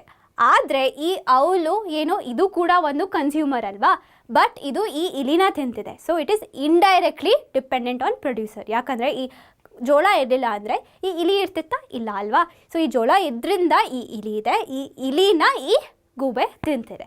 ಅದೇ ಥರ ಇನ್ನೊಂದು ಕೆಲವೊಂದು ನೋಡೋಣ ಆಯಿತಾ. ಇಲ್ಲಿ ಏನಾಗ್ತಿದೆ, ಇದೇನಿದು, ಕ್ಯಾರೆಟ್ ಅಂದರೆ ಗಜರಿ. ಸೊ ಈ ಗಜರಿನ ಏನು ತಿಂತಿದೆ, ಒಂದು ಮೊಲ ತಿಂತಿದೆ. ಈ ಮೊಲನ ಏನು ತಿಂತಿದೆ, ಒಂದು ನರಿ ತಿಂತಿದೆ. ಈ ನರಿನ ಏನು ತಿನ್ನುತ್ತೆ, ಸಿಂಹ ತಿನ್ನುತ್ತೆ ಆಯಿತಾ. ಸೊ ಇದು ಎಷ್ಟು ಇದೆ, ಇಲ್ಲಿ 4 ಆರ್ಗನಿಸಮ್ಸ್ ಇದೆ. ಇನ್ನೊಂದು ಫುಡ್ ಚೈನ್ ನೋಡೋಣ. ಇದರಲ್ಲಿ ಎಷ್ಟು ಆರ್ಗನಿಸಮ್ ಇದೆ, 5 ಆರ್ಗನಿಸಮ್ ಇದೆ ಅಲ್ವಾ. ಸೊ ಇದೇನಿದು, ಇದು ಹುಲ್ಲು ಅಂದರೆ ಗ್ರಾಸ್. ಸೊ ಈ ಗ್ರಾಸ್ನ ಏನು ತಿನ್ನುತ್ತೆ, ಒಂದು ಗ್ರಾಸ್ ಹಾಪರ್ ಆಯಿತಾ. ಈ ಗ್ರಾಸ್ ಹಾಪರ್ ಅಂದರೆ ಏನು, ಒಂಥರದ್ದು ಇನ್ಸೆಕ್ಟ್, ಅಂದರೆ ಒಂಥರದ್ದು ಕೀಟ ಆಯಿತಾ. ಸೊ ಈ ಗ್ರಾಸ್ ಹಾಪರ್ನ ಏನು ತಿನ್ನುತ್ತೆ, ಒಂದು ಕಪ್ಪೆ ತಿನ್ನುತ್ತೆ. ಕಪ್ಪೆ ಅಂದರೆ ಫ್ರಾಗ್. ಈ ಫ್ರಾಗ್ನ ಏನು ತಿನ್ನುತ್ತೆ, ಹಾವ್ ತಿನ್ನುತ್ತೆ ಆಯಿತಾ. ಸೊ ಈ ಹಾವ್ನ ಏನು ತಿನ್ನುತ್ತೆ, ಒಂದು ಪಕ್ಷಿ ತಿನ್ನುತ್ತೆ. ಯಾವ ಪಕ್ಷಿ, ನಾವು ಈಗಲ್ ಅಂತ ಹೇಳ್ಬೋದು ಅಥವಾ ಗರುಡ ಅಂತ ಹೇಳ್ಬೋದಾಯ್ತಾ. ಸೊ ಇಲ್ಲಿ 3 ಥರದ್ದು ಎಕ್ಸಾಂಪಲ್ ಕೊಟ್ಟಿದ್ದೀನಿ. ನೀವೇ ಇನ್ನೊಂದು ಎಕ್ಸಾಂಪಲ್ ಕೊಡಿ. ಹ್ಯೂಮನ್ಸ್ ಕೂಡ ಇರ್ಬೋದಲ್ವಾ ಈ ಫುಡ್ ಚೈನಲ್ಲಿ. ಹ್ಯೂಮನ್ಸ್ದು ಒಂದು ಎಕ್ಸಾಂಪಲ್ ನೀವು ಡಿಸ್ಕ್ರಿಪ್ಷನ್ ಬಾಕ್ಸಲ್ಲಿ ಹಾಕಿ. ಸೊ ಈ ಫುಡ್ ಚೈನ್ದು ಕೆಲವೊಂದು ಕ್ಯಾರೆಕ್ಟರಿಸ್ಟಿಕ್ಸ್ ನೋಡೋಣ ಆಯಿತಾ. ಮೊದಲನೇದು ಬಂದ್ಬಿಟ್ಟು there is a unidirectional flow of energy from producers to consumers. Unidirectional ಅಂದರೆ ಬರೀ ಒಂದು ಡೈರೆಕ್ಷನಲ್ ಹೋಗುತ್ತೆ ಆಯಿತಾ. ಸೊ ಇಲ್ಲಿ ಒಂದು ಫುಡ್ ಚೈನ್ದು ಉದಾಹರಣೆ ಕೊಟ್ಟಿದ್ದೀನಿ ಅಲ್ವಾ. ಇಲ್ಲಿ ಸನ್ ಯಾಕೆ ಹಾಕಿದ್ದೀನಿ, ಸೂರ್ಯ ಯಾಕೆ ಹಾಕಿದ್ದೀನಿ ಅಂದರೆ ಈ ಗಿಡಕ್ಕೆ ಅಥವಾ ಈ ಪ್ರೊಡ್ಯೂಸರ್ಗೆ ಈ ಆಹಾರ ಮಾಡೋಕ್ಕೆ ಏನು ಬೇಕು, ಇಟ್ ನೀಡ್ಸ್ ಸನ್ಲೈಟ್ ಅಲ್ವಾ. ಫೋಟೋಸಿಂಥಸಿಸ್ ಮೂಲಕ ಇದು ಆಹಾರ ಮಾಡುತ್ತೆ. ಬಟ್ ಆ ಫೋಟೋಸಿಂಥಸಿಸ್ಗೆ ಏನು ಬೇಕು, it needs energy from sunlight. ಆಹಾರ ನಾನು ಕೆಮಿಕಲ್ ಎನರ್ಜಿ ಅಂತ ಹೇಳ್ಬೋದಲ್ವಾ. ಸೊ ಇಲ್ಲೂ ಕೂಡ ಕನ್ವರ್ಷನ್ ಆಫ್ ಎನರ್ಜಿ ಆಗ್ತಿದೆ ಆಯಿತಾ. ಈ ಸನ್ಲೈಟ್ ಏನು ಲೈಟ್ ಎನರ್ಜಿ ಅಥವಾ ಹೀಟ್ ಎನರ್ಜಿ ಅಲ್ವಾ. ಸೊ ಈ ಎನರ್ಜಿ ಯಾವುದು ಕನ್ವರ್ಟ್ ಆಗ್ತಿದೆ, ಕೆಮಿಕಲ್ ಎನರ್ಜಿಗೆ ಕನ್ವರ್ಟ್ ಆಗ್ತಿದೆ. ಸೊ ಈ ಗಿಡನ ಏನು ತಿಂತಿದೆ, ಒಂದು ಮೊಲ ತಿಂತಿದೆ, ಮೊಲನ ಇನ್ನೊಂದು ಗರುಡ ತಿಂತಿದೆ ಅಲ್ವಾ. ಸೊ ಯಾವಾಗಲಾದರೂ ಈ ಗಿಡ ಮೊಲ ತಿನ್ನೋಕ್ಕಾಗತ್ತಾ, ಇಲ್ಲ ಅಲ್ವಾ. ಅದೇ ಥರ ಮೊಲ ಈ ಗರುಡ ತಿನ್ನೋಕ್ಕಾಗತ್ತಲ್ಲ, ಇಲ್ಲ ಅಲ್ವಾ. ಸೊ ಏನು ಹೇಳ್ತೀವಿ, it's always in one direction. ಅಂದರೆ ನೋಡಿ, ಈ ಬೆಳಕಿಂದ ಅಥವಾ ಬಿಸಿಲಿಂದ, ಈ ಸೂರ್ಯನ ಬಿಸಿಲಿಂದ ಈ ಗಿಡಕ್ಕೆ ಹೋಗ್ತಿದೆ ಎನರ್ಜಿ, ಈ ಗಿಡದಿಂದ ಈ ಮೊಲಕ್ಕೆ ಹೋಗ್ತಿದೆ, ಈ ಮೊಲದಿಂದ ಈ ಪಕ್ಷಿಗೆ ಹೋಗ್ತಿದೆ ಆಯಿತಾ. ಸೊ ನಾವೇನಂತ ಹೇಳ್ತೀವಿ, unidirectional flow of energy from producers to consumers. Producer ಮೊದಲೇ ಇದೆ ಅಲ್ವಾ. ಸೊ ಪ್ರೊಡ್ಯೂಸರಿಂದ ಕನ್ಸ್ಯೂಮರ್ಗೆ ಹೋಗ್ತಿದೆ ಈ ಎನರ್ಜಿ ಆಯಿತಾ. ಎರಡನೇ ಕ್ಯಾರೆಕ್ಟರಿಸ್ಟಿಕ್ ಏನು ಅಂದರೆ the different steps in a food chain where transfer of energy takes place are called trophic levels ಆಯಿತಾ. ಸೊ ಇದು ಒಂದು ಲೆವೆಲ್ ಆಗುತ್ತಲ್ವಾ, ಇದು ಒಂದು ಲೆವೆಲ್ ಆಗುತ್ತೆ, ಇದು 2ನೇ ಲೆವೆಲ್ ಆಗುತ್ತೆ, ಇದು 3ನೇ ಲೆವೆಲ್ ಆಗುತ್ತೆ. ಈ ಬಿಸಿಲನ್ನ ನಾನು ಮೊದಲನೇ ಲೆವೆಲ್ ಅಂತ ಹೇಳ್ತಿಲ್ಲ, because it is not an organism ಅಲ್ವಾ. ಇದು ಆರ್ಗನಿಸಮ್ ಅಲ್ಲ. ಸೊ ಮೊದಲನೇ ಆರ್ಗನಿಸಮು ಈ ಫುಡ್ ಚೈನಲ್ಲಿ ನಾನು ಮೊದಲನೇ ಲೆವೆಲ್ ಅಂತ ಹೇಳ್ತೀನಿ. ಸೊ ಈ ಮೊದಲನೇ ಲೆವೆಲಿಂದ 2ನೇ ಲೆವೆಲಿಗೆ ಎನರ್ಜಿ ಟ್ರಾನ್ಸ್ಫರ್ ಆಗ್ತಿದೆ ಅಲ್ವಾ, ಅಥವಾ ಫ್ಲೋ ಆಗ್ತಿದೆ. 2ನೇ ಲೆವೆಲಿಂದ 3ನೇ ಲೆವೆಲ್ಗೂ ಕೂಡ ಹೋಗ್ತಿದೆ ಆಯಿತಾ. ಸೊ ಈ ಲೆವೆಲ್ಸ್ನ ನಾವು ಏನಂತ ಕರಿತೀವಿ, ಟ್ರೋಫಿಕ್ ಅಥವಾ ಟ್ರಾಫಿಕ್ ಲೆವೆಲ್ಸ್ ಆಯಿತಾ. ಮತ್ತು ಇನ್ನೊಂದು ಕ್ಯಾರೆಕ್ಟರಿಸ್ಟಿಕ್ ಏನಂದರೆ ಈ organisms can occupy different trophic levels in different food chains. So ಈ ಎಕ್ಸಾಂಪಲಲ್ಲಿ ಈ ಪಕ್ಷಿ ಅಥವಾ ಈ ಗರುಡ ಯಾವ ಟ್ರೋಫಿಕ್ ಲೆವೆಲಲ್ಲಿದೆ, 3rd ಟ್ರೋಫಿಕ್ ಲೆವೆಲಲ್ಲಿದೆ. ಬಟ್ ನಮಗೆ ಇನ್ನೊಂದು ಫುಡ್ ಚೈನಲ್ಲಿ ಯಾವುದರಲ್ಲಿ ಈ ಮೊಲನ ಯಾವುದೋ ಒಂದು ಹಾವು ತಿಂತಿದೆ ಅಂತ ಅಂದ್ಕೊಳ್ಳೋಣ ಆಯಿತಾ. ಅವಾಗ ಏನಾಗುತ್ತೆ, ನಮಗೆ ವಿ ಹ್ಯಾವ್ ಪ್ಲ್ಯಾಂಟಿಂದ ನಮಗೆ ಬನ್ನಿ ಅಥವಾ ರ್ಯಾಬಿಟ್, ಅದರಿಂದ ಏನು ಸ್ನೇಕ್. ಈ ಸ್ನೇಕ್ನ ಏನು ತಿನ್ಬೋದು, ಈ ಪಕ್ಷಿ ಅಥವಾ ಈ ಈಗಲ್ನ ನಾವೇನಂತ ಕರಿತೀವಿ, ಗರುಡ ಅಂತ ಕರಿತೀವಿ. ಸೊ ಇದರಲ್ಲಿ ಯಾವ ಟ್ರೋಫಿಕ್ ಲೆವೆಲಲ್ಲಿದೆ, ಇದು 4th ಟ್ರೋಫಿಕ್ ಲೆವೆಲ್ ಅಲ್ವಾ. 1 2 3 4. ಸೊ ಈ ಫುಡ್ ಚೈನಲ್ಲಿ ಇದು 3ನೇ ಟ್ರೋಫಿಕ್ ಲೆವೆಲಲ್ಲಿದೆ, ಈ ಫುಡ್ ಚೈನಲ್ಲಿ ಅದು 4ನೇ ಟ್ರೋಫಿಕ್ ಲೆವೆಲಲ್ಲಿದೆ. ಸೊ ಯಾವಾಗಲೂ ಒಂದೇ ಲೆವೆಲಲ್ಲಿರುತ್ತೆ ಅಂತ ಏನಿಲ್ಲ ಆಯಿತಾ. ಮತ್ತು ಈ ಟ್ರೋಫಿಕ್ ಅಂತ ಪದ ಇದೆ ಅಲ್ವಾ, ಅದೇ ಥರ ನಾವು ಪ್ರೊಡ್ಯೂಸರ್ಸ್ನ ಆಟೋಟ್ರಾಫ್ಸ್ ಅಂತ ಕರಿಬೋದು. ಆಟೋಟ್ರಾಫ್ಸ್ ಅಂದರೆ ಏನು, ಆಟೋ ಅಂದರೆ ಏನು, ಅದಾಗದೇ ಮಾಡೋದಲ್ವಾ. So producers make their own food right. So they are called autotrophs. ಅಂದರೆ ಅದರದ್ದೇ ಆಹಾರ ಮಾಡೋದನ್ನು ನಾವು ಆಟೋಟ್ರಾಫ್ಸ್ ಅಥವಾ ಪ್ರೊಡ್ಯೂಸರ್ಸ್ ಅಂತ ಕರಿತೀವಿ. ಕನ್ಸ್ಯೂಮರ್ಸ್ನ ನಾವು ಹೆಟ್ರೋಟ್ರಾಫ್ಸ್ ಅಂತ ಕರಿತೀವಿ. ಇಲ್ಲಿ ನೋಡಿದ್ರೆ ಈ ಮೊಲ ಕೂಡ ಕನ್ಸ್ಯೂಮರು, ಈ ಪಕ್ಷಿ ಕೂಡ ಕನ್ಸ್ಯೂಮರ್ ಆಯಿತಾ. ಸೊ ಈ ಪ್ರೊಡ್ಯೂಸರ್ನ ತಿನ್ನೋದನ್ನು ನಾವು ಕನ್ಸ್ಯೂಮರ್ ಅಂತ ಹೇಳ್ತೀವಿ. ಆ ಪ್ರೊಡ್ಯೂಸರ್ನ ತಿಂದಿದ್ದನ್ನು ತಿನ್ನೋದನ್ನ ಅದು ಕೂಡ ನಾವು ಕನ್ಸ್ಯೂಮರ್ ಅಂತ ಕರಿತೀವಿ. ಕನ್ಸ್ಯೂಮರ್ಗೆ ಇನ್ನೊಂದು ಪದ ಬಂದ್ಬಿಟ್ಟು ಹೆಟ್ರೋಟ್ರಾಫ್ಸ್. ಮತ್ತು ನೀವೇನು ನೆನ್ಪಿಟ್ಕೋಬೇಕು ಅಂದರೆ ಫಸ್ಟ್ ಲೆವೆಲ್ ಯಾವಾಗಲೂ ಪ್ರೊಡ್ಯೂಸರೇ ಇರುತ್ತೆ ಆಯಿತಾ. First trophic level is always a producer. ಅದಾದಮೇಲೆ ನಮಗೆ ಹೆಟ್ರೋಟ್ರಾಫ್ಸ್ ಇರುತ್ತೆ ಅಥವಾ ಕನ್ಸ್ಯೂಮರ್ಸ್ ಇರುತ್ತೆ. ಓಕೆ, ಸೊ ಈಗ ಫುಡ್ ಚೈನ್ ಬಗ್ಗೆ ಕಲ್ತ್ವಲ್ಲ, ಫುಡ್ ಚೈನ್ ಕ್ಯಾರೆಕ್ಟರಿಸ್ಟಿಕ್ಸ್ ಕೂಡ ಕಲ್ತ್ವಿ. ಸೊ ನಾವು ಈ ಫುಡ್ ಚೈನ್ನ ಒಂದು ಪಿರಮಿಡ್ ಮೂಲಕನೂ ತೋರಿಸ್ಬೋದು. ಯಾಕೆ ಪಿರಮಿಡ್ ಅಂದರೆ ಈ ಬಾಟಮ್ ಲೇಯರಿಂದ ನಾವು ಶುರು ಮಾಡ್ತೀವಿ ಆಯಿತಾ. ಈ ಬಾಟಮ್ ಲೇಯರಲ್ಲಿ ಏನಿರುತ್ತೆ, ಪ್ರೊಡ್ಯೂಸರ್. ಸೊ ಪ್ರೊಡ್ಯೂಸರ್ಸ್ನ ನಾವು ಏನಂತ ಕರಿತೀವಿ, ಆಟೋಟ್ರಾಫ್ಸ್ ಅಂತ ಕರಿತೀವಿ. ಯಾಕಂದರೆ they make their own food ಆಯಿತಾ. ಸೊ ಈ ಪ್ರೊಡ್ಯೂಸರ್ನ ಏನು ತಿನ್ನುತ್ತೆ, ಪ್ರೈಮರಿ ಕನ್ಸ್ಯೂಮರ್ ಅಂದರೆ ಮೊದಲನೇ ಲೆವೆಲ್ ಆಫ್ ಕನ್ಸ್ಯೂಮರ್. ಸೊ ಇದೇನಾಗುತ್ತೆ, ಇದು ಫಸ್ಟ್ ಟ್ರೋಫಿಕ್ ಲೆವೆಲ್ ಆಗುತ್ತೆ, ಇದು ಸೆಕೆಂಡ್ ಟ್ರೋಫಿಕ್ ಲೆವೆಲ್ ಆಗುತ್ತೆ. ಸೊ ಏನಂತ ಕರಿತೀವಿ, primary consumers that consume the producers. So ಈ ಪ್ರೊಡ್ಯೂಸರ್ಸ್ ತಿಂದಿದ್ರಿಂದ ಅದಕ್ಕೆ ಎನರ್ಜಿ ಸಿಗುತ್ತಲ್ವಾ, ಬಟ್ ನೀವು ಸೋರ್ಸಸ್ ಆಫ್ ಎನರ್ಜಿ ಕಲ್ತ್ರಲ್ಲ, when energy is converted from one form to the other, some of it is last. ಆಯಿತಾ? ಸೊ ಈ ಎನರ್ಜಿ ಈ ಗಿಡಗಳಿಗಿಂದ ಈ ಮೊಲಕ್ಕೆ ಹೋದಾಗ ಏನಾಗುತ್ತೆ, ಸ್ವಲ್ಪ ಎನರ್ಜಿ ಹೊರಗಡೆ ಹೋಗುತ್ತೆ. ಅದು ಯಾಕೆ ಹೊರಗಡೆ ಹೋಗುತ್ತೆ ನಮ್ಮ ಮುಂದೆ ನೋಡ್ತೀವಿ, ಬಟ್ ನೀವು ಏನು ನೆನ್ಪಿಟ್ಕೋಬೇಕು ಅಂದರೆ ಸ್ವಲ್ಪ ಎನರ್ಜಿ ಹೊರಗಡೆ ಹೋಗುತ್ತೆ. ಆಯಿತಾ? ಮತ್ತು ಈ ಮೊಲಗಳನ್ನ ಏನು ತಿನ್ನುತ್ತೆ, ಸೆಕೆಂಡರಿ ಕನ್ಸ್ಯೂಮರ್, ಅಂದರೆ ಇದು ಥರ್ಡ್ ಟ್ರೋಫಿಕ್ ಲೆವೆಲ್ ಆಗುತ್ತೆ. ಆಯಿತಾ? ಸೊ ಈ ಹಾವುಗಳು ಸೆಕೆಂಡರಿ ಕನ್ಸ್ಯೂಮರ್ ಆಗುತ್ತೆ. ಈ ಹಾವುಗಳನ್ನು ಕೂಡ ತಿಂದಾಗ ಏನಾಗುತ್ತೆ, ಎನರ್ಜಿ ಇಸ್ ಲಾಸ್ಟ್. ಮತ್ತು ನೆಕ್ಸ್ಟ್ ಲೆವೆಲ್ ಏನು, ಇದೇನಿದು, ಇದು ಒಂದು ಈಗಲ್ ಅಲ್ವಾ, ಈಗಲ್ ಅಂದರೆ ಗರುಡ. ಸೊ ಈ ಗರುಡ ಏನು ತಿನ್ನುತ್ತೆ, ಈ ಹಾವನ್ನ ತಿನ್ನುತ್ತೆ ಅಲ್ವಾ. ಸೊ ಇದನ್ನು ನಾವು ಏನಂತ ಕರಿತೀವಿ, ಟರ್ಷರಿ ಕನ್ಸ್ಯೂಮರ್ ಅಥವಾ ಫೋರ್ತ್ ಟ್ರೋಫಿಕ್ ಲೆವೆಲ್. ಆಯಿತಾ? ಇಲ್ಲೂ ಕೂಡ ತಿಂದಾಗ ಏನಾಗುತ್ತೆ, ಎನರ್ಜಿ ಇಸ್ ಲಾಸ್ಟ್. ಮತ್ತು ಇಲ್ಲೇ ಮುಗಿಯುತ್ತಾ, ಈ ಪಕ್ಷಿನ ಏನಾದರೂ ತಿನ್ನುತ್ತಾ, ಸದ್ಯಕ್ಕೆ ಈ ಫುಡ್ ಚೈನಲ್ಲಿ ಏನೂ ಹಾಕಿಲ್ಲ ಅಲ್ವಾ. ಸೊ ನಮ್ದು ಈ ಫುಡ್ ಚೈನು ಈ ಟರ್ಷರಿ ಕನ್ಸ್ಯೂಮರಲ್ಲಿ ಮುಗಿತಿದೆ. ಆಯಿತಾ? ಸೊ ಈ ಕನ್ಸ್ಯೂಮರ್ಸ್ನ ನಾವು ಒಟ್ಟಿಗೆ ಗೂಡಿ ಏನಂತ ಕರಿಬೋದು, ಇದು ಮೂರನ್ನ from primary, secondary, tertiary, quaternary consumer ಆದ್ರೂ ನಾವೇನಂತ ಕರಿತೀವಿ, ಹೆಟೆರೋಟ್ರಾಫ್ಸ್. ಹೆಟೆರೋಟ್ರಾಫ್ಸ್.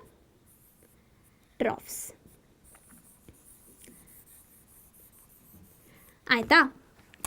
ಸೊ ಈಗ ನಾನು ಏನು ಹೇಳಿದೆ ಪ್ರೀವಿಯಸ್ ಸ್ಲೈಡಲ್ಲಿ, ಹ್ಯೂಮನ್ಸ್ ಅಥವಾ ಮನುಷ್ಯರು ಉಪಯೋಗಿಸಿ ಒಂದು ಫುಡ್ ಚೈನ್ ತೋರಿಸಿ ಅಂತ ಹೇಳಿದ್ನಲ್ಲ. ಸೊ ನಾನೇ ಒಂದು ಬರಿತೀನಿ. ಆಯಿತಾ? ಸೊ ಗಿಡಗಳಿರಲಿ, ಇಲ್ಲಿ ಪ್ಲ್ಯಾಂಟ್ಸ್, ಈ ಪ್ಲ್ಯಾಂಟ್ಸ್ನ ಏನು ತಿನ್ಬೋದು, ಒಂದು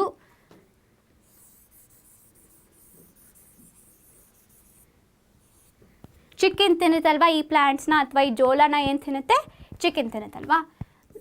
ನಾವು ಚಿಕನ್ ತಿಂದರೆ ನಾವು ಏನು ಆಗ್ತೀವಿ, ಅದರದ್ದು ಕನ್ಸ್ಯೂಮರ್ ಆಗ್ತೀವಿ.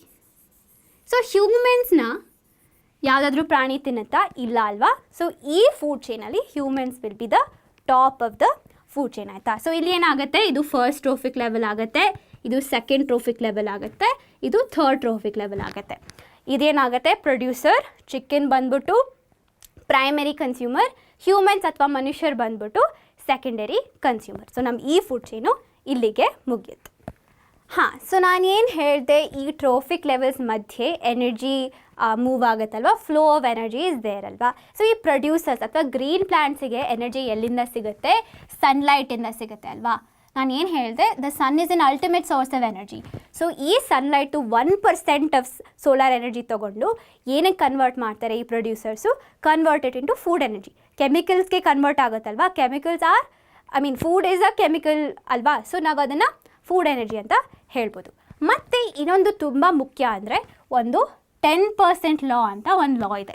ಸೊ ಈ ಲಾ ಏನು ಹೇಳುತ್ತೆ, 10% of the energy is food is retained in the body and is available for the next trophic level. So ಇದನ್ನು ಹೇಳ್ಕೊಡೋಕ್ಕೆ ನಾನು ನಂಬರ್ಸ್ ಉಪಯೋಗಿಸ್ಕೊಂಡು ಹೇಳ್ಕೊಡ್ತೀನಿ. ಸೊ ಫಾರ್ ಎಕ್ಸಾಂಪಲ್, ಈ ಪ್ರೊಡ್ಯೂಸರ್ ಅಂದರೆ ಮೊದಲನೇ ಟ್ರೋಫಿಕ್ ಲೆವೆಲಲ್ಲಿ ನಮಗೆ 100 ಯೂನಿಟ್ಸ್ ಆಫ್ ಎನರ್ಜಿ ಇದೆ ಅಂತ ಹೇಳೋಣ. ಆಯಿತಾ? ಸೊ ಈ 100 ಯೂನಿಟ್ಸ್ ಆಫ್ ಎನರ್ಜಿಯಲ್ಲಿ ಗಿಡಕ್ಕೂ ಬೇರೆ ಎಲ್ಲ ಫಂಕ್ಷನ್ಸ್ ಇರುತ್ತೆ ಅಲ್ವಾ. ಇಟ್ ನೀಡ್ಸ್ ಟು ರೆಸ್ಪೈರ್ ಅಂದರೆ ಇಟ್ ನೀಡ್ಸ್ ಟು ಬ್ರೀದ್ ಅಲ್ವಾ. ಸೊ ಆ ಫಂಕ್ಷನು ಮತ್ತು ಬೆಳೆಯೋ ಫಂಕ್ಷನ್ ಅಂದರೆ ಗ್ರೋತ್. ಸೊ ಎಷ್ಟೊಂದು ಫಂಕ್ಷನ್ಗೆ ಈ ರೆಸ್ಪಿರೇಷನ್ನು, ರೀಪ್ರೊಡಕ್ಷನ್ನು, ಗ್ರೋತು, ಅದಕ್ಕೆಲ್ಲ ಎನರ್ಜಿ ಉಪಯೋಗ ಆಗುತ್ತಲ್ವಾ. ಸೊ ಎಷ್ಟು ಎನರ್ಜಿ ಉಪಯೋಗ ಆಗುತ್ತೆ, 90% ಆಫ್ ದಿ ಎನರ್ಜಿ ಆ ಬೇರೆ ಫಂಕ್ಷನ್ಗೆಲ್ಲ ಉಪಯೋಗ ಆಗುತ್ತೆ ಅಲ್ವಾ. ಸೊ ಈ 100 ಯೂನಿಟ್ಸಲ್ಲಿ 90% ಎಷ್ಟು, 90 ಯೂನಿಟ್ಸ್ ಆಗುತ್ತಲ್ವಾ. ಸೊ 90 ಯೂನಿಟ್ಸ್ ಹೊಟ್ಟೋದ್ರೆ ಎಷ್ಟು ಮಿಗುತ್ತೆ, ನಮಗೆ 10 ಯೂನಿಟ್ಸ್ ಮಿಗುತ್ತೆ. ಸೊ ಈ ಪ್ರೈಮರಿ ಕನ್ಸ್ಯೂಮರ್ಗೆ ಒರಿಜಿನಲ್ ಅಮೌಂಟ್ ಆಫ್ ಎನರ್ಜಿಯಿಂದ ಎಷ್ಟು ಸಿಕ್ತು, ಬರೀ 10 ಯೂನಿಟ್ಸ್ ಸಿಕ್ತು. ಆಯಿತಾ? ಸೊ ಇಲ್ಲಿ 100 ಇತ್ತು, ಇಲ್ಲಿ ನಮಗೆ 10 ಸಿಕ್ತು. ಮತ್ತು ಈ ಪ್ರೈಮರಿ ಕನ್ಸ್ಯೂಮರ್ಗೂ ಕೂಡ ಈ ಬೇರೆ ಎಲ್ಲ ಫಂಕ್ಷನ್ಸ್ ಇರುತ್ತಲ್ವ, ರೀಪ್ರೊಡಕ್ಷನ್ನು, ಎಕ್ಸ್ಕ್ರೀಷನ್ನು, ಗ್ರೋತು, ರೆಸ್ಪಿರೇಷನ್, ಡೈಜೆಷನ್, ಎಷ್ಟೊಂದು ಬೇರೆ ಫಂಕ್ಷನ್ಸ್ ಇರುತ್ತೆ ಅಲ್ವಾ. ಸೊ ಇದಕ್ಕೂ ಕೂಡ 90% ಆಫ್ ದೀಸ್ 10 ಯೂನಿಟ್ಸು ಎಲ್ಲಿ ಹೋಗುತ್ತೆ, it will go to all of those different functions. So 90% of 10 ಎಷ್ಟಾಯಿತು, 9 ಯೂನಿಟ್ಸ್ ಹೊಟ್ಟೋಯ್ತಲ್ವಾ. ಸೊ ಎಷ್ಟು ಮಿಕ್ಕಿದೆ ನೆಕ್ಸ್ಟ್ ಟ್ರೋಫಿಕ್ ಲೆವೆಲ್ಗೆ ಹೋಗೋದು, ಬರೀ 1 ಯೂನಿಟ್. ಆಗಲೇ ಎಷ್ಟು ಕಮ್ಮಿ ಆಗ್ತಿದೆ ಅಲ್ವಾ ಇದು. ಸೊ 100ಇಂದ 10 ಆಯಿತು, 10ಇಂದ ಈಗ 1 ಆಯಿತು. ಆಯಿತಾ? ಮತ್ತು ಈ ಸೆಕೆಂಡರಿ ಕನ್ಸ್ಯೂಮರ್ಗೂ ಕೂಡ 90% ಬೇರೆ ಎಲ್ಲ ಫಂಕ್ಷನಿಗೆ ಹೋಗುತ್ತೆ. ಎಷ್ಟಾಗುತ್ತೆ ಅದು 0.9 ಯೂನಿಟ್ಸ್ ಅಲ್ವಾ. ಸೊ ಏನು ಮಿಗುತ್ತೆ ನಮಗೆ ಬರೀ 0.1 ಯೂನಿಟ್ ಇದೆ. ಇದೇ ಥರ ನಾವು ಇನ್ನೂ ಮುಂದೆ ಹೋಗ್ತಿದ್ರೆ ಅಂದರೆ ಕ್ವಾಟರ್ನರಿ ಕನ್ಸ್ಯೂಮರು, ಪೆಂಟನರಿ ಕನ್ಸ್ಯೂಮರ್ ಎಲ್ಲ ಹೋಗ್ತಿದ್ರೆ ಇದು ಇನ್ನೂ ಕಡಿಮೆ ಆಗ್ತಿರುತ್ತೆ ಆಯಿತಾ. ಸೊ ಅದಕ್ಕೆ ಏನಂತ ಹೇಳ್ಬೋದು ನಾವು, due to this gradual decrease in energy there are usually 3 to 4 trophic levels in a food chain. ಯಾಕಂದರೆ ಇದಕ್ಕಿಂತ ಜಾಸ್ತಿ ಏನಾದರೂ ನಾವು ಮಾಡಿದ್ರೆ ಅಥವಾ ಏನಾದರೂ ಇದ್ದರೆ ತುಂಬ ಕಡಿಮೆ ಎನರ್ಜಿ ಸಿಗುತ್ತೆ ಆಯಿತಾ ಆ ಪ್ರಾಣಿಗಳಿಗೆ. ಆ ಎನರ್ಜಿಯಿಂದ ಅದು ಏನೂ ಮಾಡೋಕ್ಕಾಗಲ್ಲ.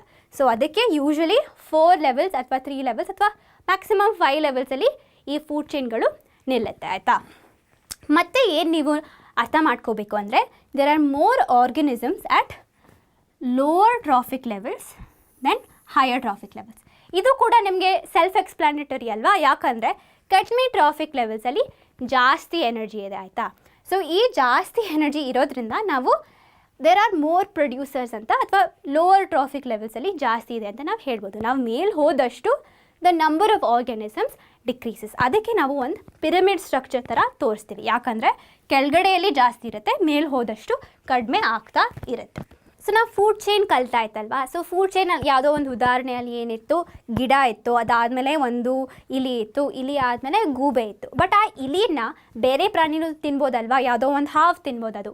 ಸೊ ಇಲಿನ ಬರೀ ಯಾವಾಗಲೂ ಗೂಬೆನೇ ತಿನ್ನುತ್ತೆ ಅಂತ ಏನಿಲ್ಲ, ಇಲಿನ ಬೇರೆ ಪ್ರಾಣಿಗಳು ತಿನ್ಬೋದು. ಮತ್ತು ಆ ಹಾವನ್ನ ಬೇರೆ ಥರದ ಪಕ್ಷಿಗಳು ತಿನ್ಬೋದಲ್ವ, ಯಾವಾಗಲೂ ಈಗಲೇ ತಿನ್ನುತ್ತೆ ಅಥವಾ ಯಾವಾಗಲೂ ಗರುಡನೇ ತಿನ್ನುತ್ತೆ ಅಂತ ಏನಿಲ್ಲ ಆಯಿತಾ. ಸೊ ಅದಕ್ಕೆ ನಾವು ಬರೀ ಫುಡ್ ಚೈನಲ್ಲಿ ರೆಪ್ರೆಸೆಂಟ್ ಮಾಡೋಕ್ಕೆ ಆಗಲ್ಲ ಆಯಿತಾ. ನಾವು ಒಂದು ಫುಡ್ ವೆಬ್ಬಲ್ಲಿ ತೋರಿಸ್ಬೇಕು, ಯಾಕಂದರೆ ಪ್ರತಿಯೊಂದು ಆರ್ಗ್ಯಾನಿಸಮು ಸಾಕಷ್ಟು ಬೇರೆ ಆರ್ಗ್ಯಾನಿಸಮ್ಸ್ಗೆ ಫುಡ್ ಆಗುತ್ತೆ, ಮತ್ತು ಆ ಬೇರೆ ಆರ್ಗ್ಯಾನಿಸಮ್ಸ್ ಕೂಡ ಬೇರೆ ಆರ್ಗ್ಯಾನಿಸಮ್ಸ್ಗೂ ಫುಡ್ ಆಗುತ್ತೆ ಆಯಿತಾ.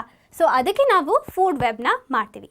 ಸೊ ನಾವು ಫುಡ್ ವೆಬ್ ಯಾಕೆ ಮರಿತೀವಿ ಅಂದರೆ ಫುಡ್ ಚೈನು ಒಂದು ಸಿಂಗಲ್ ಲೈನ್ ಅಲ್ವಾ, ಎಲ್ಲನೂ ಒಂದೇ ಸಿಂಗಲ್ ಲೈನಲ್ಲಿ ರೆಪ್ರೆಸೆಂಟ್ ಮಾಡೋಕ್ಕಾಗತ್ತಾ ಇಲ್ಲ ಅಲ್ವಾ. ನಾನು ಏನು ಹೇಳಿದೆ, one organism is eaten by many different organism. So ಅದನ್ನು ಸ್ಟ್ರೇಟ್ ಲೈನಲ್ಲಿ ರೆಪ್ರೆಸೆಂಟ್ ಮಾಡೋಕ್ಕಾಗಲ್ಲ.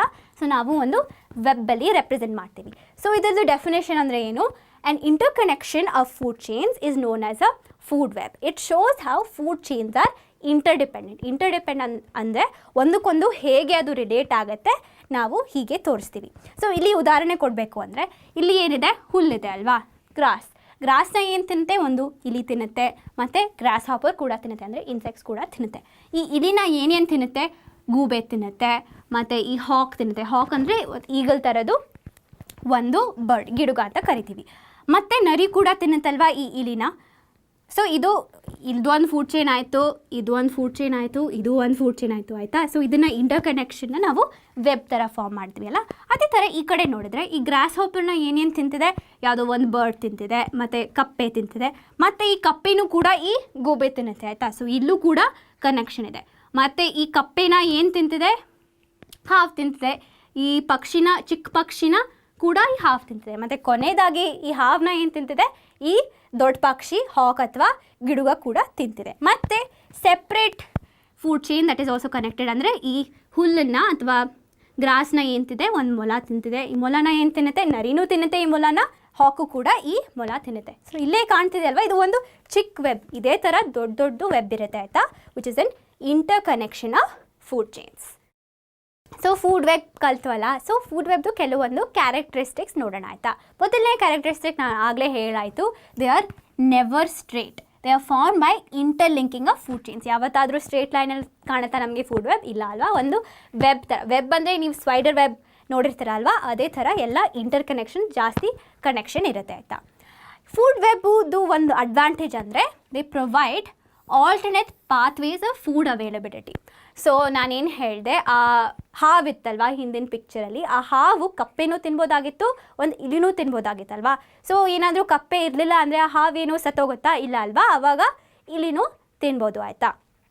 ಸೊ ಇದಕ್ಕೆ ಕನೆಕ್ಟ್ ಆಗಿ ಇನ್ನೊಂದು ಪಾಯಿಂಟ್ ಇದೆ. If some species is destroyed, the predator can feed on another species. So predator ಮತ್ತು ಪ್ರೇ ಎರಡು ಪದ ನಿಮಗೆ ಗೊತ್ತಿರಬೇಕು. ಸೊ ಯಾವ ಪ್ರಾಣಿ ಬೇಟೆ ಮಾಡುತ್ತೆ ಅಥವಾ ಬೇರೆ ಪ್ರಾಣಿನ ತಿನ್ನುತ್ತೆ ಅದನ್ನು ನಾವು ಪ್ರೆಡಿಟರ್ ಅಂತ ಕರಿತೀವಿ. ಮತ್ತು ಆ ಬೇಟೆ ಆಗೋ ಪ್ರಾಣಿ ಅಂದರೆ ತಿನ್ಕೊಡ್ತಿರೋ ಪ್ರಾಣಿ ಅದನ್ನು ಪ್ರೇ ಅಂತ ಕರಿತೀವಿ. ಸೊ ಉದಾಹರಣೆಗೆ ಈಗ ತಾನು ನಾನು ಹೇಳಿದ್ನಲ್ಲ, ಇಲಿ ಇರುತ್ತೆ ಮತ್ತು ಹಾವು ಇಲಿನ ತಿನ್ನುತ್ತೆ ಅಂತ. ಆ ಸಿಚುವೇಷನಲ್ಲಿ ಏನಾಗುತ್ತೆ, ಇಲಿ ನಮ್ಮದು ಪ್ರೇ ಆಗುತ್ತೆ, ಪ್ರೆಡಿಟರ್ ಏನಾಗುತ್ತೆ, ಹಾವಾಗುತ್ತೆ. ಮತ್ತು ಆ ಹಾವನ್ನ ಏನು ತಿನ್ನುತ್ತೆ, ಒಂದು ದೊಡ್ಡ ಪಕ್ಷಿ ತಿನ್ಬೋದಲ್ವಾ, ಒಂದು ಗರುಡ ತಿನ್ಬೋದು. ಸೊ ಆವಾಗ ಆ ಗರುಡ ಏನಾಗುತ್ತೆ, ಅದರಲ್ಲಿ ಅದು ಪ್ರೆಡಿಟರ್ ಆಗುತ್ತೆ, ಪ್ರೇ ಏನಾಗುತ್ತೆ ಆವಾಗ, ಹಾವು ಪ್ರೇ ಆಗುತ್ತೆ. ಸೊ ಯಾವುದೋ ಒಂದು ಪ್ರಾಣಿ ಯಾವಾಗಲೂ ಪ್ರೇ ಇರುತ್ತೆ ಅಥವಾ ಯಾವಾಗಲೂ ಪ್ರೆಡಿಟರೇ ಇರುತ್ತೆ ಅಂತ ಅಲ್ಲ, ಅದು ಸಿಚುವೇಶನ್ ಮೇಲೆ ಡಿಪೆಂಡ್ ಆಗುತ್ತೆ. ಸೊ ನಿಮ್ಗೆ ಅರ್ಥ ಮಾಡ್ಕೋಬೇಕು ಈ ಪದದ ಅರ್ಥ ಏನು ಅಂತ. ಪ್ರೆಡಿಟರ್ ಅಂದರೆ ಏನು, ಪ್ರೇ ಅಂದರೆ ಏನು. ಸೊ ಈ ಪಾಯಿಂಟ್ ಏನು ಹೇಳ್ತಿದೆ, ಯಾವುದಾದ್ರೂ ಒಂದು ಸ್ಪೀಶೀಸ್ ಡಿಸ್ಟ್ರಾಯ್ ಆದರೆ, ನಾನು ಈಗ ತಾನು ಹೇಳಿದ್ನಲ್ಲ, ಸೊ ಈ ಹಾವುಗಳು ಕಪ್ಪೆ ಮತ್ತು ಇಲಿಗಳನ್ನ ತಿನ್ನುತ್ತಲ್ವಾ. ಕಪ್ಪೆ ಒಂದಿನ ಎಲ್ಲ ಹೊಟ್ಟೋದ್ರೆ ಈ ಹಾವು ಸತ್ತೋಗೋಕ್ಕಾಗತ್ತಾ, ಇಲ್ಲ ಅಲ್ವಾ. ಸೊ ಈ ಇಲಿನ ಕೂಡ ತಿನ್ಬೋದು. ಯಾಕೆ ಅಂದರೆ ಈ ಫುಡ್ ವೆಬ್ ಇರೋದ್ರಿಂದ, ಆಯಿತಾ. So if one species is destroyed, the predator Ken feed on other species. So ಈ 3ನೇ ಪಾಯಿಂಟಿಗೆ ಕನೆಕ್ಟ್ ಆಗಿರೋ 4ನೇ ಪಾಯಿಂಟ್ ಓದೋಣ. ಇದೇನು ಹೇಳ್ತಿದೆ, food webs increase ecosystem stability, ಅಂದರೆ ನ್ಯಾಚುರಲ್ ಆಗಿ ಅದು ಸ್ಟೇಬಲ್ ಆಗಿ ಇರುತ್ತೆ. ಉದಾಹರಣೆ ಕೊಡಬೇಕು ಅಂದರೆ ನಾನು ಏನು ಹೇಳಿದೆ, ಹಾವುಗಳು ಏನೇನೆಲ್ಲ ತಿನ್ನುತ್ತೆ, ಇಲಿನ ತಿನ್ನುತ್ತೆ, ಕಪ್ಪೆನ ತಿನ್ನುತ್ತೆ. ಸೊ ಯಾವುದೋ ಒಂದು ದಿನ ಈ ಕಪ್ಪೆ ಪಾಪ್ಯುಲೇಷನ್ ಸ್ವಲ್ಪ ಕಡಿಮೆ ಆದರೆ ಯಾವುದೋ ರೀಜನಲ್ಲಿ, ಹಾವುಗಳು ಏನು ಸತ್ತೋಗುತ್ತಾ, ಇಲ್ಲ ಅಲ್ವಾ. ಏನು ತಿನ್ನುತ್ತೆ ಆವಾಗ ಇಲಿನ ತಿನ್ನುತ್ತೆ. ಆಮೇಲೆ ಸ್ವಲ್ಪ ದಿನ ಆದಮೇಲೆ ಈ ಕಪ್ಪೆಗಳು ಜಾಸ್ತಿ ಆಗುತ್ತಲ್ವ, ಸೊ ಮತ್ತೆ ವಾಪಸ್ ಅದು ಕಪ್ಪೆ ಮತ್ತು ಇಲಿನ ತಿನ್ನೋಕ್ಕೆ ಶುರು ಮಾಡುತ್ತೆ. ಸೊ ಇದು ಸ್ಟೇಬಲ್ ಆಗಿರುತ್ತೆ. ಆ ಥರ ನಾವು V should not take advantage of this. ನಾವು ಹ್ಯೂಮನ್ಸ್ ಕೂಡ ಕೆಲವೊಂದು ರೀತಿಯಲ್ಲಿ ಈ ನ್ಯಾಚುರಲ್ ಇಕೋಸಿಸ್ಟಮಲ್ಲಿ ನಾವು ಇನ್ವಾಲ್ವ್ ಆಗಿದ್ದೀವಿ ಅಲ್ವಾ. ಸೊ ಒಂದು ಫುಡ್ ಚೈನ್ ಬಂದ್ಬಿಟ್ಟು ಈ ಪ್ಲ್ಯಾಂಟ್ಸ್ ಅಥವಾ ಈ ಗಿಡಗಳನ್ನ ಏನು ತಿನ್ನುತ್ತೆ, ಇನ್ಸೆಕ್ಟ್ಸ್ ತಿನ್ನುತ್ತೆ ಅಲ್ವಾ. ಇನ್ಸೆಕ್ಟ್ಸ್ನ ಏನು ತಿನ್ನುತ್ತೆ, ಇಲಿಗಳು ತಿನ್ನುತ್ತೆ. ಸೊ ಇಲಿಗಳು ನಮಗೆ ತುಂಬ ಕಾಟ ಕೊಡುತ್ತೆ ಅಲ್ವಾ. ಸೊ ಕಾಟ ಕೊಡುತ್ತೆ ಅಂದರೆ ನಾವು ತುಂಬ ಇಲಿಗಳನ್ನ ಸಾಯಿಸ್ಬಿಟ್ರೆ ಏನಾಗುತ್ತೆ, ಆವಾಗ ಇನ್ಸೆಕ್ಟ್ ಪಾಪ್ಯುಲೇಷನ್ ತುಂಬ ಜಾಸ್ತಿ ಆಗುತ್ತಲ್ವಾ. ಆ ಇನ್ಸೆಕ್ಟ್ ಪಾಪ್ಯುಲೇಷನ್ ಜಾಸ್ತಿ ಆಗಿ ಏನಾಗುತ್ತೆ, ನಮ್ಮ ಗಿಡಗಳಿಗೆ ಅದು ಹಾರ್ಮ್ ಆಗುತ್ತೆ. ಯಾಕಂದರೆ they will heat all the crops. So ನಾವು ಹೇಗೆ ಕನ್ಕ್ಲೂಡ್ ಮಾಡ್ಬೋದು ಅಂದರೆ, ನಾವು ಪರಿಸರಕ್ಕೆ ಬಿಟ್ಟರೆ ಅಥವಾ ನೇಚರಿಗೆ ಬಿಟ್ಟರೆ ಈ ಬ್ಯಾಲೆನ್ಸು ಅಥವಾ ಸ್ಟೆಬಿಲಿಟಿ ಇರುತ್ತೆ. ನಾವು ಇದಕ್ಕೆ ಡಿಸ್ಟರ್ಬ್ ಮಾಡಿದ್ರೆ ಏನಾಗ್ಬೋದು, ಇನ್ಸ್ಟೆಬಿಲಿಟಿಗೆ ಅದು ಲೀಡ್ ಆಗ್ಬೋದು, ಆಯಿತಾ. So we should not disturb the balance of the natural ecosystem. So ನಾವು ಟ್ರೋಫಿಕ್ ಲೆವೆಲ್ಸ್ ಬಗ್ಗೆ ಕಲ್ತ್ವಿ, transfer of energy between the trophic levels ಕಲ್ತ್ವಿ. ಬಟ್ ಟ್ರೋಫಿಕ್ ಲೆವೆಲ್ಸ್ ಮಧ್ಯೆ ಬೇರೆ ಏನಾದರೂ ಟ್ರಾನ್ಸ್ಫರ್ ಆಗುತ್ತಾ, ಕೆಮಿಕಲ್ಸ್ ಕೂಡ ಟ್ರಾನ್ಸ್ಫರ್ ಆಗುತ್ತೆ, ಆಯಿತಾ. ಅದಕ್ಕೆ ಒಂದು ಉದಾಹರಣೆ ಕೊಡ್ತೀನಿ, ಆಯಿತಾ. ಸೊ ನಾವು ಈ ಇಂಡಸ್ಟ್ರಿಗಳೆಲ್ಲ ಏನಾದರೂ ಮ್ಯಾನುಫ್ಯಾಕ್ಚರಿಂಗ್ ಪ್ಲ್ಯಾಂಟಲ್ಲಿ ನೀರು ಉಪಯೋಗಿಸ್ತೀವಲ್ಲ, ಸೊ ಅದೆಲ್ಲ ನೀರು ಉಪಯೋಗಿಸ್ಮೇಲೆ ನಾವು ಏನು ಮಾಡ್ತೀವಿ, ಆ ನೀರನ್ನು, ಕೆಮಿಕಲ್ ಇರೋ ನೀರನ್ನ ಹೊರಗಡೆ ವಾಟರ್ ಬಾಡೀಸ್ಗೆ ರಿಲೀಸ್ ಮಾಡ್ತೀವಿ, ಆಯಿತಾ. ಸೊ ಆ ನೀರಲ್ಲಿ ಒಂದು DDT ಅಂತ ಒಂದು ಕೆಮಿಕಲ್ ಇರುತ್ತೆ, ಆಯಿತಾ. ಸೊ ಈ ನೀರಲ್ಲಿರೋ ಯಾವ ಝೂ ಪ್ಲ್ಯಾಂಕ್ಟನ್ ಅಂತ ಒಂದು ಮೈಕ್ರೋ ಆರ್ಗನಿಸಮ್ಸ್ ಏನು ತಿನ್ನುತ್ತೆ, ಅಂದರೆ ಈ ನೀರಲ್ಲಿರುತ್ತಲ್ವಾ. ಸೊ ಅದಕ್ಕೂ ಕೂಡ ಈ ಕೆಮಿಕಲ್ಸು ಟ್ರಾನ್ಸ್ಫರ್ ಆಗುತ್ತೆ. ನೀರಿಂದ ಈ ಝೂ ಪ್ಲ್ಯಾಂಕ್ಟನ್ ಮೈಕ್ರೋ ಆರ್ಗನಿಸಮ್ಸ್ಗೆ ಈ ಕೆಮಿಕಲ್ಸು ಟ್ರಾನ್ಸ್ಫರ್ ಆಗುತ್ತೆ, ಆಯಿತಾ. ಮತ್ತು ಈ ಕಾನ್ಸಂಟ್ರೇಷನ್ ಆಫ್ ಕೆಮಿಕಲ್ಸ್ ಜಾಸ್ತಿ ಆಗುತ್ತೆ. ಸೊ ನಾನು ಹೇಳಿದೆ, ಎನರ್ಜಿ ಏನು ಒಂದು ಟ್ರೋಫಿಕ್ ಲೆವೆಲಿಂದ ಇನ್ನೊಂದು ಟ್ರೋಫಿಕ್ ಲೆವೆಲ್ಗೆ ಹೋದಾಗ ಡಿಕ್ರೀಸ್ ಆಗುತ್ತೆ ಅಲ್ವಾ. ಆದರೆ ಕೆಮಿಕಲ್ ಕಾನ್ಸಂಟ್ರೇಷನ್ ಹಾಗಲ್ಲ, ಅದು ಇನ್ಕ್ರೀಸ್ ಆಗುತ್ತೆ, ಆಯಿತಾ. ಸೊ ಝೂ ಪ್ಲ್ಯಾಂಕ್ಟನಿಗೆ ಹೋಯಿತು. ಅದಾದಮೇಲೆ ಏನು, ಚಿಕ್ಕ ಚಿಕ್ಕ ಮೀನುಗಳು ಅಂದರೆ ಸ್ಮಾಲ್ ಫಿಶ್ ಈ ಝೂ ಪ್ಲ್ಯಾಂಕ್ಟನನ್ನು ತಿನ್ನುತ್ತೆ ಅಲ್ವಾ. ಸೊ ಆ ಮೀನುಗಳಿಗೂ ಕೂಡ ಈ ಕೆಮಿಕಲ್ಸ್ ಟ್ರಾನ್ಸ್ಫರ್ ಆಗುತ್ತೆ, ಅಲ್ಲೂ ಕೂಡ ಜಾಸ್ತಿ ಆಗುತ್ತೆ. ನೀವೇ ನೋಡಿ, ಇದು 0.003 ಪಾರ್ಟ್ಸ್ ಪರ್ ಮಿಲಿಯನ್ ಇದೆ. ಅದಾದಮೇಲೆ 0.04 ಆಯಿತು, ಅದಾದಮೇಲೆ 0.5 ಆಯಿತು. ಈ ಸ್ಮಾಲ್ ಮೀನುಗಳ ಏನು ತಿನ್ನುತ್ತೆ, ದೊಡ್ಡ ಮೀನುಗಳು ಅಂದರೆ ಲಾರ್ಜ್ ಫಿಶ್, ಆಯಿತಾ. ಈ ಲಾರ್ಜ್ ಫಿಶ್ನ ತಿಂದಾಗ ಇಲ್ಲೂ ಕೂಡ ಕೆಮಿಕಲ್ ಕಾನ್ಸಂಟ್ರೇಷನ್ ಇನ್ಕ್ರೀಸ್ ಆಗುತ್ತೆ. ಈ ಲಾರ್ಜ್ ಫಿಶ್ನ ಏನು ತಿನ್ನುತ್ತೆ, ಪಕ್ಷಿಗಳು ತಿನ್ನುತ್ತೆ ಅಲ್ವಾ, ಫಿಶ್ ಈಟಿಂಗ್ ಬರ್ಡ್ಸ್. ಅದು ತಿಂದಾಗ ಅದಕ್ಕೆ maximum amount of chemical concentration, ಅಂದರೆ ಈ ಫುಡ್ ಚೈನಲ್ಲಿ maximum amount of chemical concentration ಸಿಗುತ್ತೆ.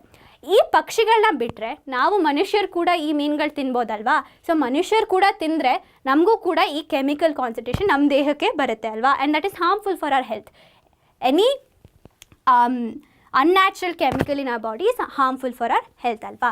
So ee process na ನಾವು ಏನಂತ ಕರಿತೀವಿ, as we go to the higher trophic levels in a food chain, the concentration of harmful chemicals increases. ಈ ಪ್ರಾಸೆಸ್ನ ಏನಂತ ಕರಿತೀವಿ, ಬಯೋ ಮ್ಯಾಗ್ನಿಫಿಕೇಷನ್ ಅಂತ. ಇದನ್ನು ಹೇಗೆ ನೆನ್ಪಿಟ್ಕೋಬೋದು ನೀವು, ನಾನು ಹೇಳಿದ್ನಲ್ಲ ಈ ಕಾನ್ಸಂಟ್ರೇಷನ್ ಇನ್ಕ್ರೀಸ್ ಆಗ್ತಿದೆ, ಇನ್ಕ್ರೀಸ್ ಆಗೋದನ್ನು ನಾವು ಮ್ಯಾಗ್ನಿಫಿಕೇಷನ್ ಜೊತೆ ರಿಲೇಟ್ ಮಾಡ್ಬೋದಲ್ವಾ.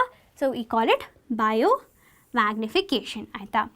ಸೊ ಈ ಕೆಮಿಕಲ್ಸ್ ಯಾಕೆ ನಮ್ಗೆ ಹಾರ್ಮ್ಫುಲ್ ಆಗಿರುತ್ತೆ ಅಂದರೆ, ಇದು ನಮ್ಮ ಬಾಡಿಯಲ್ಲಿ ಅಥವಾ ನಮ್ಮ ದೇಹದಲ್ಲಿ ಡಿಕಂಪೋಸ್ ಆಗಲ್ಲ ಅಥವಾ ಡಿಗ್ರೇಡ್ ಆಗಲ್ಲ. ಸೊ ದೇಹದಲ್ಲೇ ಇರುತ್ತೆ and it will cause many side effects. ಆಯಿತಾ. ಸೊ ಅದಕ್ಕೆ ನಾವು ಏನಂತ ಹೇಳ್ತೀವಿ, ಇದಕ್ಕೆ ಹಾರ್ಮ್ಫುಲ್ ಕೆಮಿಕಲ್. ಸೊ ಬರೀ ನೀರನ್ನು ಬರುತ್ತೆ ಅಂತ ಏನಿಲ್ಲ ಆಯಿತಾ. ನಾವು ಈ ಗಿಡಗಳನ್ನ ಜಾಸ್ತಿ ಬೆಳೆಯೋಕ್ಕೆ ಏನು ಉಪಯೋಗಿಸ್ತೀವಿ, ವಿ ಯೂಸ್ ಫರ್ಟಿಲೈಸರ್ಸ್ ಅಲ್ವಾ. ಈ ಫರ್ಟಿಲೈಸರ್ಸಿಂದ ಕೂಡ ಕೆಮಿಕಲ್ಸು ಗಿಡಕ್ಕೆ ಹೋಗುತ್ತೆ. ಮತ್ತು ಈ ಗಿಡಗಳನ್ನೂ ನಾವು ಗಿಡನ ತಿಂತೀವಲ್ವಾ, ಆ ಗಿಡದಿಂದ ನಮಗೂ ಕೂಡ ಕೆಮಿಕಲ್ಸ್ ಬರುತ್ತೆ. ಅಥವಾ ಬೇರೆ ಪ್ರಾಣಿಗಳು ಯಾವ ಈ ಗಿಡ ತಿನ್ನುತ್ತೆ, ಆ ಪ್ರಾಣಿಗಳು ನಾವು ತಿಂದರೆ ಅಲ್ಲೂ ಕೂಡ ನಮಗೆ ಕೆಮಿಕಲ್ಸ್ ಬರುತ್ತೆ ನಮ್ಮ ದೇಹಕ್ಕೆ ಆಯಿತಾ. ಸೊ ಇದನ್ನೆಲ್ಲ ನಿಲ್ಲಿಸೋಕ್ಕೆ ಒಂದು ಹೊಸ ಟೈಪ್ ಆಫ್ ಫಾರ್ಮಿಂಗ್ ಬಂದಿದೆ ಆಯಿತಾ. ಅದರದ್ದು ಹೆಸರು ಆರ್ಗ್ಯಾನಿಕ್ ಫಾರ್ಮಿಂಗ್. ಸೊ ಅದರಲ್ಲಿ ನಾವು ಆರ್ಟಿಫಿಷಿಯಲ್ ಅಥವಾ ಕೆಮಿಕಲ್ ಫರ್ಟಿಲೈಸರ್ಸ್ ಏನು ಉಪಯೋಗಿಸಲ್ಲ ಆಯಿತಾ. ನ್ಯಾಚುರಲ್ ಮೆನ್ಯೂರ್ ಅಂತ ಕಲ್ತವಲ್ಲ ನಾವು ಹಿಂದಿನ ಚಾಪ್ಟರಲ್ಲಿ, ಅದೇ ಥರ ನಾವು ನ್ಯಾಚುರಲ್ ಫರ್ಟಿಲೈಸರ್ಸ್ ಅಥವಾ ನ್ಯಾಚುರಲ್ ಮೆನ್ಯೂರ್ ಅಂತ ಉಪಯೋಗಿಸ್ತೀವಿ. ಸೊ ಆವಾಗ ಈ ಕೆಮಿಕಲ್ಸ್ ಎಲ್ಲ ನಮ್ಮ ಆಹಾರಕ್ಕೆ ಬರಲ್ಲ ಆಯಿತಾ. ಇದ್ರ ಬಗ್ಗೆ ನೀವು ಇನ್ನೂ ಕಲಿಬೋದಂದರೆ ನಾವು ಡಿಸ್ಕ್ರಿಪ್ಷನಲ್ಲಿ ಕೆಲವೊಂದು ಲಿಂಕ್ಸ್ ಹಾಕಿದ್ದೀವಿ ಆಯಿತಾ. ಮತ್ತು ಇನ್ನೊಂದು ಪಾಯಿಂಟ್ ನೀವು ಏನು ನೆನ್ಪಿಟ್ಕೋಬೇಕು ಅಂದರೆ, the maximum concentration of such chemicals gets collected in humans. ಹ್ಯೂಮನ್ಸಲ್ಲಿ ಯಾಕೆ ಬರಬೇಕು ಅಂದರೆ, we are at the top of the food chain ಅಲ್ವಾ. ಹ್ಯೂಮನ್ಸ್ ಅಥವಾ ಮನುಷ್ಯರನ್ನ ಬೇರೆ ಏನಾದರೂ ಪ್ರಾಣಿ ತಿನ್ನುತ್ತಾ ಇಲ್ಲ ಅಲ್ವಾ.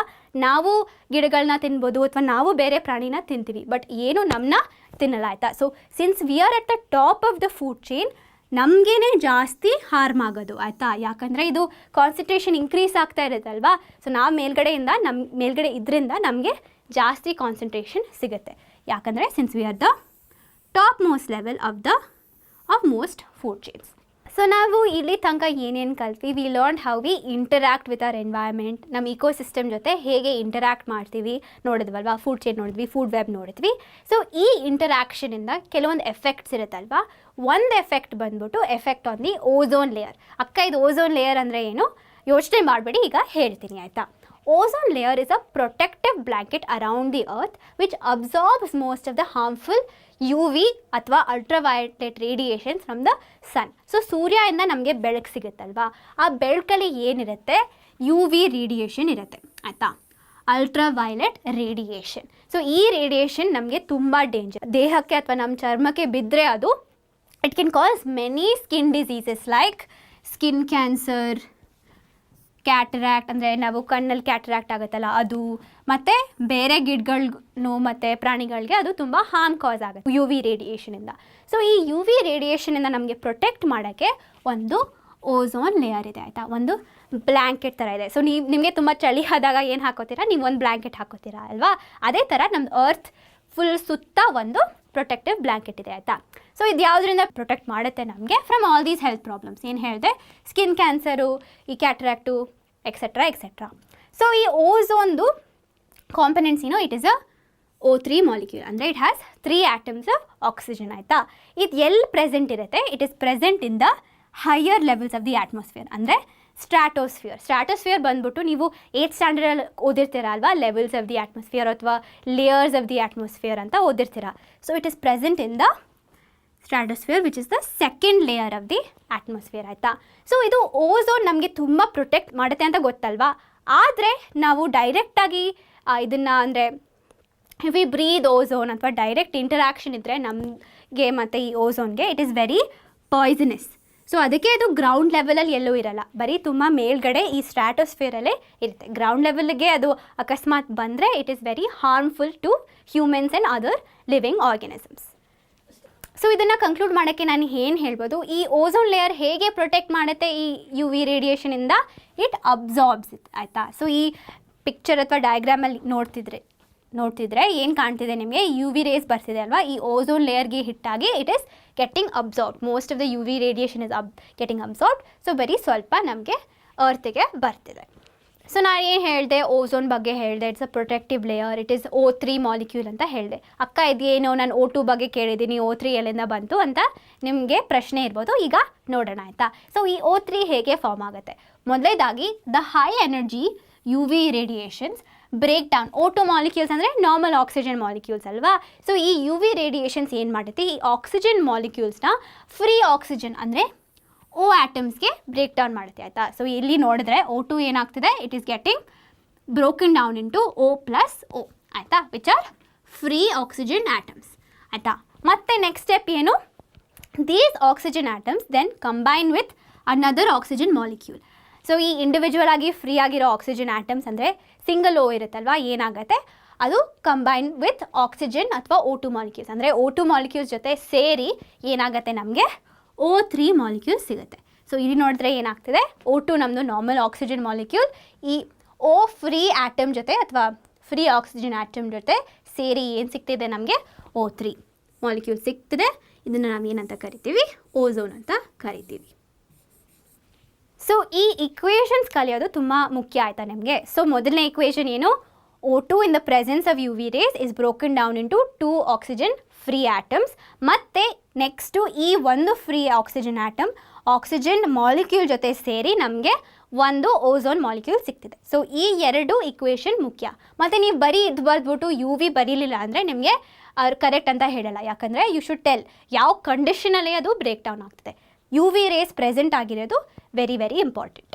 ಸೊ ಓಝೋನ್ ಲೇಯರ್ ಬಗ್ಗೆ ಕಲ್ತ್ವಲ್ಲ. ಸೊ ಆ್ಯಕ್ಚುಲಾಗಿ ಎಫೆಕ್ಟ್ ಏನು ನಮ್ಮದು ಓಝೋನ್ ಲೇಯರ್ ಮೇಲೆ, depletion of the ozone layer. ಇದು ಯಾಕಾಗತ್ತೆ, ಹೇಗಾಗುತ್ತೆ ನೋಡೋಣ. ಮೊದಲೇದಾಗಿ 1980s ಅಂದರೆ ಆಲ್ಮೋಸ್ಟ್ 40 years ago ಏನಾಯಿತು, the decrease in the thickness of the ozone layer was first observed. ಅಂದರೆ ಇದು ಒಂದು ಥಿಕ್ಕಾಗಿರೋ ಬ್ಲ್ಯಾಂಕೆಟ್ ಥರ ಇದೆ ಅಲ್ವಾ ನಮ್ಮ ಅರ್ತ್ ಸುತ್ತ. ಸೊ ಅದ್ರದ್ದು ಥಿಕ್ನೆಸ್ ಕಡಿಮೆ ಆಗ್ತಿದ್ದನ್ನು ಅವರು ಸೈಂಟಿಸ್ಟ್ ದೇ ಅಬ್ಸರ್ವ್ಡ್ ಆಯಿತಾ. ಇದು ಯಾಕಾಯಿತು, ಯಾಕೆ ರಿಡ್ಯೂಸ್ ಆಯಿತು ಅಂದರೆ it was due to the excessive use of chemicals like chlorofluorocarbons. ಇದಕ್ಕೆ ಶಾರ್ಟ್ ಫಾರ್ಮ್ ಬಂದ್ಬಿಟ್ಟು CFCs ಆಯಿತಾ. ಇದು ಎಲ್ಲಿ ಉಪಯೋಗ ಆಗುತ್ತೆ, ಎಲ್ಲಿಂದ ಬಂತು ಈ ಕೆಮಿಕಲ್ಸು? ರಿಫ್ರಿಜರೇಟರ್ ಅಂದರೆ ನಮ್ಮ ಫ್ರಿಡ್ಜ್ ಇರುತ್ತಲ್ವಾ, AC ಇರುತ್ತಲ್ವಾ, ಫೈರ್ ಎಕ್ಸ್ಟಿಂಗ್ವಿಷರ್ಸ್ ಇರುತ್ತಲ್ಲ, ಮತ್ತು ಏರೋಸಾಲ್ ಸ್ಪ್ರೇ ಅಂದರೆ ಪರ್ಫ್ಯೂಮ್ ಎಲ್ಲ ಇರುತ್ತಲ್ವಾ, ಈ ಎಲ್ಲ ಪ್ರಾಡಕ್ಟ್ಸಲ್ಲಿ ಈ ಕ್ಲೋರೋಫ್ಲೋರೋಕಾರ್ಬನ್ಸ್ ಅಂದರೆ ಈ ಕೆಮಿಕಲ್ಸು ಇರ್ತಿತ್ತು ಆಯಿತಾ. ಸೊ ಈ ಕೆಮಿಕಲ್ಸ್ ತುಂಬ ಜಾಸ್ತಿ ಆದಾಗ ಅಟ್ಮಾಸ್ಫಿಯರಿಗೆ ಹೋಗುತ್ತಲ್ವ ಅದು. ಸೊ ಈ ಅಟ್ಮಾಸ್ಫಿಯರಿಗೆ ಹೋದಾಗ ಏನಾಯಿತು, it was reducing the thickness of the ozone layer. ಅಂದರೆ ಓಝೋನ್ ಲೇಯರ್ದು ಥಿಕ್ನೆಸ್ಸು ಕಡಿಮೆ ಮಾಡ್ತಿತ್ತು ಆಯಿತಾ. ಆಮೇಲೆ ಇದು ಆಗಿದ್ರಿಂದ ಏನು ಅಂದರೆ ಕನ್ಕ್ಲೂಷನ್ ಮಾಡಿದ್ರು, ಏನು ಮಾಡಿದ್ರು ಇದ್ರ ಬಗ್ಗೆ ಅಂದರೆ UNEP ಅಂದರೆ ಯುನೈಟೆಡ್ ನೇಷನ್ಸ್ ಎನ್ವೈರ್ಮೆಂಟಲ್ ಪ್ರೋಗ್ರಾಮ್ ಅಥವಾ ಎನ್ವೈರ್ಮೆಂಟ್ ಪ್ರೋಗ್ರಾಮ್, ಅವರು ಒಂದು ಆರ್ಗನೈಸೇಷನ್ ಆಯಿತಾ. ಈ ಎನ್ವೈರ್ಮೆಂಟ್ ಬಗ್ಗೆ ಅವರೆಲ್ಲ ಚರ್ಚಿಸ್ತಾರೆ ಮತ್ತು they take some certain important decisions ಆಯಿತಾ. ಸೊ ಅವ್ರೇನು ಮಾಡಿದ್ರು, they made an agreement to freeze the chlorofluorocarbon production ಅಥವಾ CFC production by all countries at the 1986 levels. ಅಂದರೆ 1986ಅಲ್ಲಿ ಎಷ್ಟು CFCs ಪ್ರೊಡ್ಯೂಸ್ ಮಾಡ್ತಿದ್ರು ಅಷ್ಟೇ ಪ್ರೊಡಕ್ಷನಲ್ಲಿ ಅವರು ಫ್ರೀಸ್ ಮಾಡಬೇಕು. ಅಂದರೆ ಅದಕ್ಕಿಂತ ಜಾಸ್ತಿ ಮಾಡೋಕ್ಕಾಗಲ್ಲ ಅಂತ ಅವರು ಒಂದು ಅಗ್ರಿಮೆಂಟ್ ಮಾಡಿದ್ರು ಆಯಿತಾ. ಅದು 1986ಅಲ್ಲಿ ಆಗಿತ್ತು. ಈಗ 2021ಅಲ್ಲಿ ಏನು ನಮ್ಮ ಸಿಚುವೇಶನು, ಈಗ ನಾವು ಬರೀ CFC ಫ್ರೀ ರೆಫ್ರಿಜರೇಟರ್ಸ್ನ ಮಾಡ್ತೀವಿ ಆಯಿತಾ. ಸೊ ನಮ್ಮ ಫ್ರಿಡ್ಜ್ಗಳಲ್ಲಿ ಈ CFCs ಇಲ್ಲ. ಸೊ ಇದು ಯಾಕೆ ಅಂದರೆ it should not deplete the ozone layer ಅಂತ. ಸೊ ಇಲ್ಲಿ ಓಝೋನ್ ಲೇಯರ್ ಡಿಪ್ಲೀಷನ್ ಹೇಳ್ಕೊಡೋಕ್ಕೆ ಒಂದು ಸಿಂಪಲ್ ಆಗಿರೋ ಡಯಾಗ್ರಾಮ್ ಹಾಕಿದ್ದೀನಿ ಆಯಿತಾ. ಸೊ ಕೆಳಗಡೆ ಇರೋದೇನು, ಇದು ನಮ್ಮದು ಅರ್ತು, ಇದೆಲ್ಲ ನಮ್ಮದು ಅರ್ತ್ದು ಆಟ್ಮಾಸ್ಫಿಯರ್. ಈ ಲೈಟ್ ಬ್ಲೂವಿಂದ ಈ ವೈಟ್ಗೆ ನಮ್ಮದು ಅರ್ತ್ದು ಆಟ್ಮಾಸ್ಫಿಯರ್ ಆಗುತ್ತೆ ಅಲ್ವಾ. ಈ ಬ್ಲ್ಯಾಕ್ ಆಗಿರೋದು ಇಸ್ ಜಸ್ಟ್ ಸ್ಪೇಸ್. ಸೊ ಸೂರ್ಯನ ಬೆಳಕಿಂದ ಏನು ಬರುತ್ತೆ, ಅಲ್ಟ್ರಾವೈಲೆಟ್ ರೇಸ್ ಅಲ್ವಾ, UV ರೇಸ್ ಬರುತ್ತೆ. ಸೊ ಇದು ಡಾರ್ಕ್ ಬ್ಲೂ ಇರೋದು ನಮ್ಮದು ಓಝೋನ್ ಲೇಯರ್ ಅಲ್ವಾ. ಸೊ ಓಝೋನ್ ಲೇಯರ್ದು ಫಂಕ್ಷನ್ ಏನು, it absorbs most of the ultraviolet race. So ಇಲ್ಲಿ ನೋಡಿದ್ರೆ ಈ CFCಗಳಿಂದ ಏನಾಗ್ತಿದೆ, ಇಲ್ಲಿ ಈ ಓಝೋನ್ ಲೇಯರು ಥಿನ್ ಆಗ್ತಿದೆ ಅಲ್ವಾ. It is getting depleted in this region. So ಇದು ಥಿನ್ ಆದಾಗ ಈ ಅಬ್ಸಾರ್ಪ್ಷನ್ ಆಫ್ ಅಲ್ಟ್ರಾವೈಲೆಟ್ ರೇಸ್ ಏನಾಗುತ್ತೆ, ಕಡಿಮೆ ಅಬ್ಸಾರ್ಪ್ಷನ್ ಆಗುತ್ತೆ. ಅಂದರೆ ಜಾಸ್ತಿ UV ರೇಸ್ ನಮ್ಮ ಅರ್ತ್ಗೆ ಬರುತ್ತೆ. ಜಾಸ್ತಿ ಬಂದರೆ ಏನಾಗುತ್ತೆ, they will be more harmful side effects. ನಾನು ಏನು ಹೇಳಿದೆ, ಸ್ಕಿನ್ ಕ್ಯಾನ್ಸರು ಮತ್ತು ಬೇರೆ ಏನು ಕ್ಯಾಟರಾಕ್ಟು ಮತ್ತು ಎಷ್ಟೊಂದು ಸ್ಕಿನ್ ಡಿಸೀಸಸ್ಗೆ ಕಾರಣ ಆಗುತ್ತೆ ಆಯಿತಾ. ಸೊ ನೋಡಿ, ಈ ಥರ ಡಿಪ್ಲೀಟ್ ಕಂಟಿನ್ಯೂಸ್ ಆಗಿ ಆದರೆ ಮೈಟ್ ಆಲ್ಮೋಸ್ಟ್ ಗೆಟ್ ಎಸ್ಟಿಂಗ್ವಿಶ್ಡ್ ಅಲ್ವಾ ಆ ಏರಿಯಾ ಅಲ್ಲಿ. ಸೊ ಇದನ್ನೇ ನಾವು ಡಿಪ್ಲೀಷನ್ ಅಂತ ಕರಿತೀವಿ. ಇದ್ರ ಬಗ್ಗೆ ನೀವು ಇನ್ನೊಂದು ಫ್ಯಾಕ್ಟ್ ಕಲಿಬೇಕು ಅಂದರೆ, ಈ ಅಂಟಾರ್ಟಿಕಾ ರೀಜನ್ ಅಂದರೆ ನಮ್ಮದು ಅರ್ಥಲ್ಲಿ southern most region of Antarctica ಅಂತ ಕರಿತೀವಲ್ಲ, ಅದರ ಮೇಲೆ ಒಂದು ಓಝೋನ್ ಹೋಲ್ ಅಂತ ಏನಿದೆ, ಅದು ಒಂದು ಆ್ಯಕ್ಚುಲಿ ಹೋಲ್ ಥರ ಏನಿಲ್ಲ, ಬಟ್ ತುಂಬ ಥಿನ್ ಆಗಿರೋ region of the ozone layer ಇದೆ ಆಯಿತಾ. ಸೊ ಆ ರೀಜನಲ್ಲಿ ಏನಾಗ್ತಿದೆ, ಜಾಸ್ತಿ UV ರೇಸು ರೀಚ್ ಆಗ್ತಿದೆ ಆಯಿತಾ. ಈ ಜಾಸ್ತಿ UV ರೇಸ್ ರೀಚ್ ಆಗ್ತಿದ್ರಿಂದ ಅಲ್ಲಿ ಅಂಟಾರ್ಟಿಕಾಲಿ ಫಾರ್ಚುನೇಟ್ಲಿ ಯಾರೂ ಹ್ಯೂಮನ್ಸ್ ಏನಿಲ್ಲ, ಬಟ್ ಪ್ರಾಣಿಗಳಿದೆ ಆಯಿತಾ. ಸೊ ಆ ಪ್ರಾಣಿಗಳಿಗೆ ತುಂಬ ಎಫೆಕ್ಟ್ ಆಗ್ತಿದೆ ಈ ಜಾಸ್ತಿ UV ರೇಸ್ ರೀಚ್ ಆಗೋದ್ರಿಂದ. ಏನಾಗ್ತಿದೆ, ಈ ಐಸ್ ಕ್ಯಾಪ್ಸ್ ಎಲ್ಲ ಮೆಲ್ಟ್ ಆಗ್ತಿದೆ, ಅವ್ರಿಗೆ ಸ್ಕಿನ್ಗೆಲ್ಲ ಹಾರ್ಮ್ ಆಗ್ತಿದೆ ಆಯಿತಾ. ಸೊ ನಾವು ಈ ಓಝೋನ್ ಲೇಯರ್ನ ಕಂಟಿನ್ಯೂಸ್ ಆಗಿ ಡಿಪ್ಲೀಟ್ ಮಾಡ್ತಿದ್ದೀವಲ್ವ. ನಾನು ಹಿಂದಿನ ಚಾಪ್ಟರ್ ಏನು ಹೇಳಿದೆ, ಪೊಲ್ಯೂಷನ್ ಮಾಡ್ತಿದ್ದೀವಿ, ಈ ಗ್ರೀನ್ ಹೌಸ್ ಗ್ಯಾಸಸ್ನ ರಿಲೀಸ್ ಮಾಡ್ತಿದ್ದೀವಿ. ಈ ಗ್ರೀನ್ ಹೌಸ್ ಗ್ಯಾಸಸ್ಸಿಂದ ಏನಾಗುತ್ತೆ, ಅದರಿಂದ ಕೂಡ ನಮಗೆ ಗ್ಲೋಬಲ್ ವಾರ್ಮಿಂಗ್ ಆಗುತ್ತೆ, ಈ ಓಝೋನ್ ಲೇಯರ್ದು ಡಿಪ್ಲೀಷನ್ ಆಗುತ್ತೆ ಆಯಿತಾ.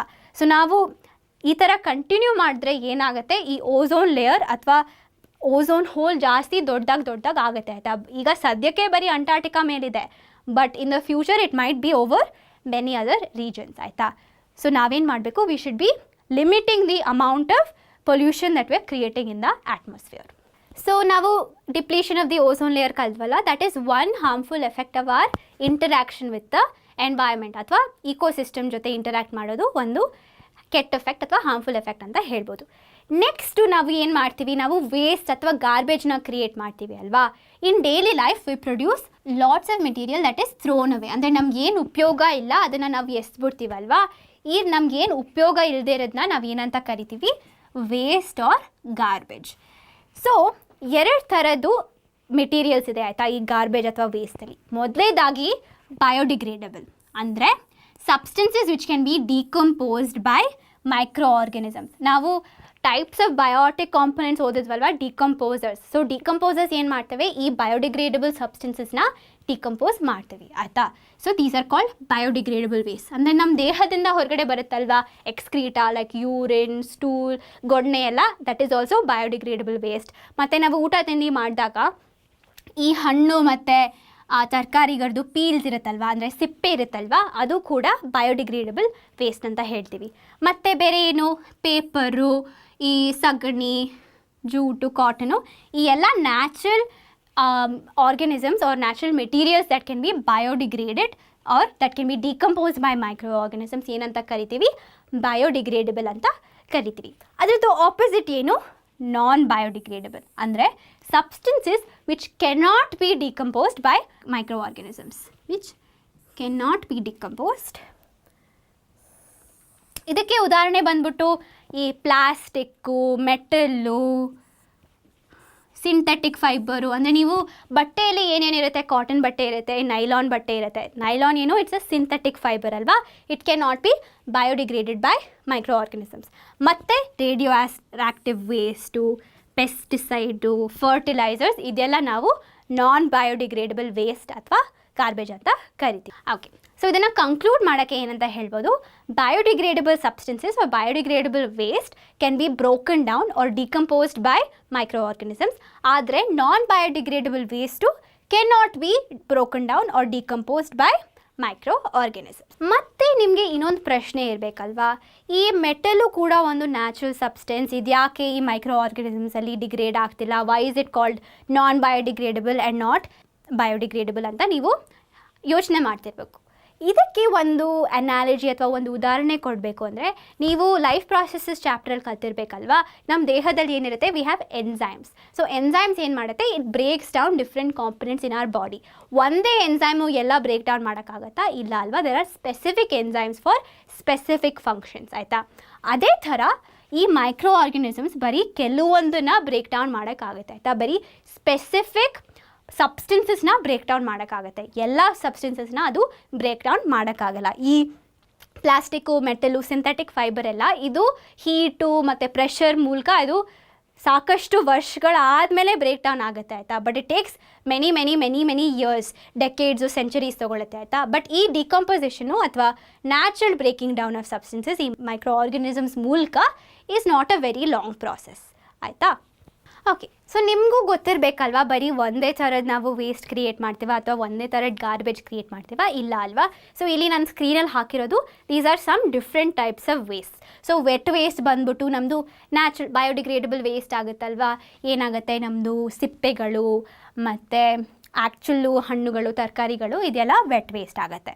ಮತ್ತು ಡ್ರೈ ವೇಸ್ಟ್ ಅಂದರೆ ಏನು, ಈ ಪ್ಲಾಸ್ಟಿಕ್ಕು, ಪೇಪರು, ಅದೆಲ್ಲ ಡ್ರೈ ವೇಸ್ಟ್ ಆಗುತ್ತೆ. ಸ್ಯಾನಿಟರಿ ವೇಸ್ಟ್ ಅಂದರೆ ಈ ಮೆಡಿಕಲ್ ವೇಸ್ಟ್ ಇರುತ್ತಲ್ಲ, ಇದು ಸ್ಯಾನಿಟರಿ ನ್ಯಾಪ್ಕಿನ್ಸು, ಪ್ಯಾಡ್ಸು ಮತ್ತು ಈ ಸಿರಿಂಜ್ಗಳು ಅದೆಲ್ಲ ಸ್ಯಾನಿಟರಿ ವೇಸ್ಟ್ ಆಗುತ್ತೆ. ಈ ವೇಸ್ಟ್ ಬಂದ್ಬಿಟ್ಟು ನಿಮಗೆ ಎಲೆಕ್ಟ್ರಾನಿಕ್ ಅಪ್ಲಯನ್ಸಸ್ ಇರುತ್ತಲ್ವ, ಈ ಟಾರ್ಚು, ಕ್ಯಾಲ್ಕುಲೇಟರ್, ಫೋನ್ ಎಲ್ಲ, ಅದು ಎಲೆಕ್ಟ್ರಿಸಿಟಿ ಇರುತ್ತಲ್ವ ಅದರಲ್ಲಿ, ಸೊ ಅದನ್ನು ಎಸ್ದಾಗ ನಾವು ಈ ವೇಸ್ಟ್ ಅಂತ ಕರಿತೀವಿ. ಸೊ ಈ ಎಲ್ಲ ಟೈಪ್ಸ್ ಆಫ್ ವೇಸ್ಟ್ನ ನಾವು ಒಂದೇ ರೀತಿಯಲ್ಲಿ ಟ್ರೀಟ್ ಮಾಡೋಕ್ಕಾಗತ್ತಾ? ಇಲ್ಲ ಅಲ್ವಾ. We treat these different waste in different manners ಆಯಿತಾ. ಸೊ ವೆಟ್ ವೇಸ್ಟ್ ಜೊತೆ ನಾವು ಏನು ಮಾಡ್ಬೋದು, ನಾವು ಅದನ್ನು ಕಾಂಪೋಸ್ಟ್ ಮಾಡ್ಬೋದು ಅಲ್ವಾ. We can convert it into manure. So composting ಬಗ್ಗೆ ನೀವು ಕೇಳಿರ್ಬೋದಲ್ವಾ. ಏನು ಮಾಡ್ತೀವಿ, ಒಂದು ಕಂಟೈನರಲ್ಲಿ ಇಟ್ಬಿಟ್ಟು ಅದನ್ನು ಡಿಕಂಪೋಸ್ ಮಾಡ್ತೀವಿ. ಅದಾದಮೇಲೆ ಡಿಕಂಪೋಸ್ ಆದಾಗ ಅದನ್ನು ಮೆನ್ಯೂರ್ ಅಂತ ಕರಿತೀವಲ್ವಾ.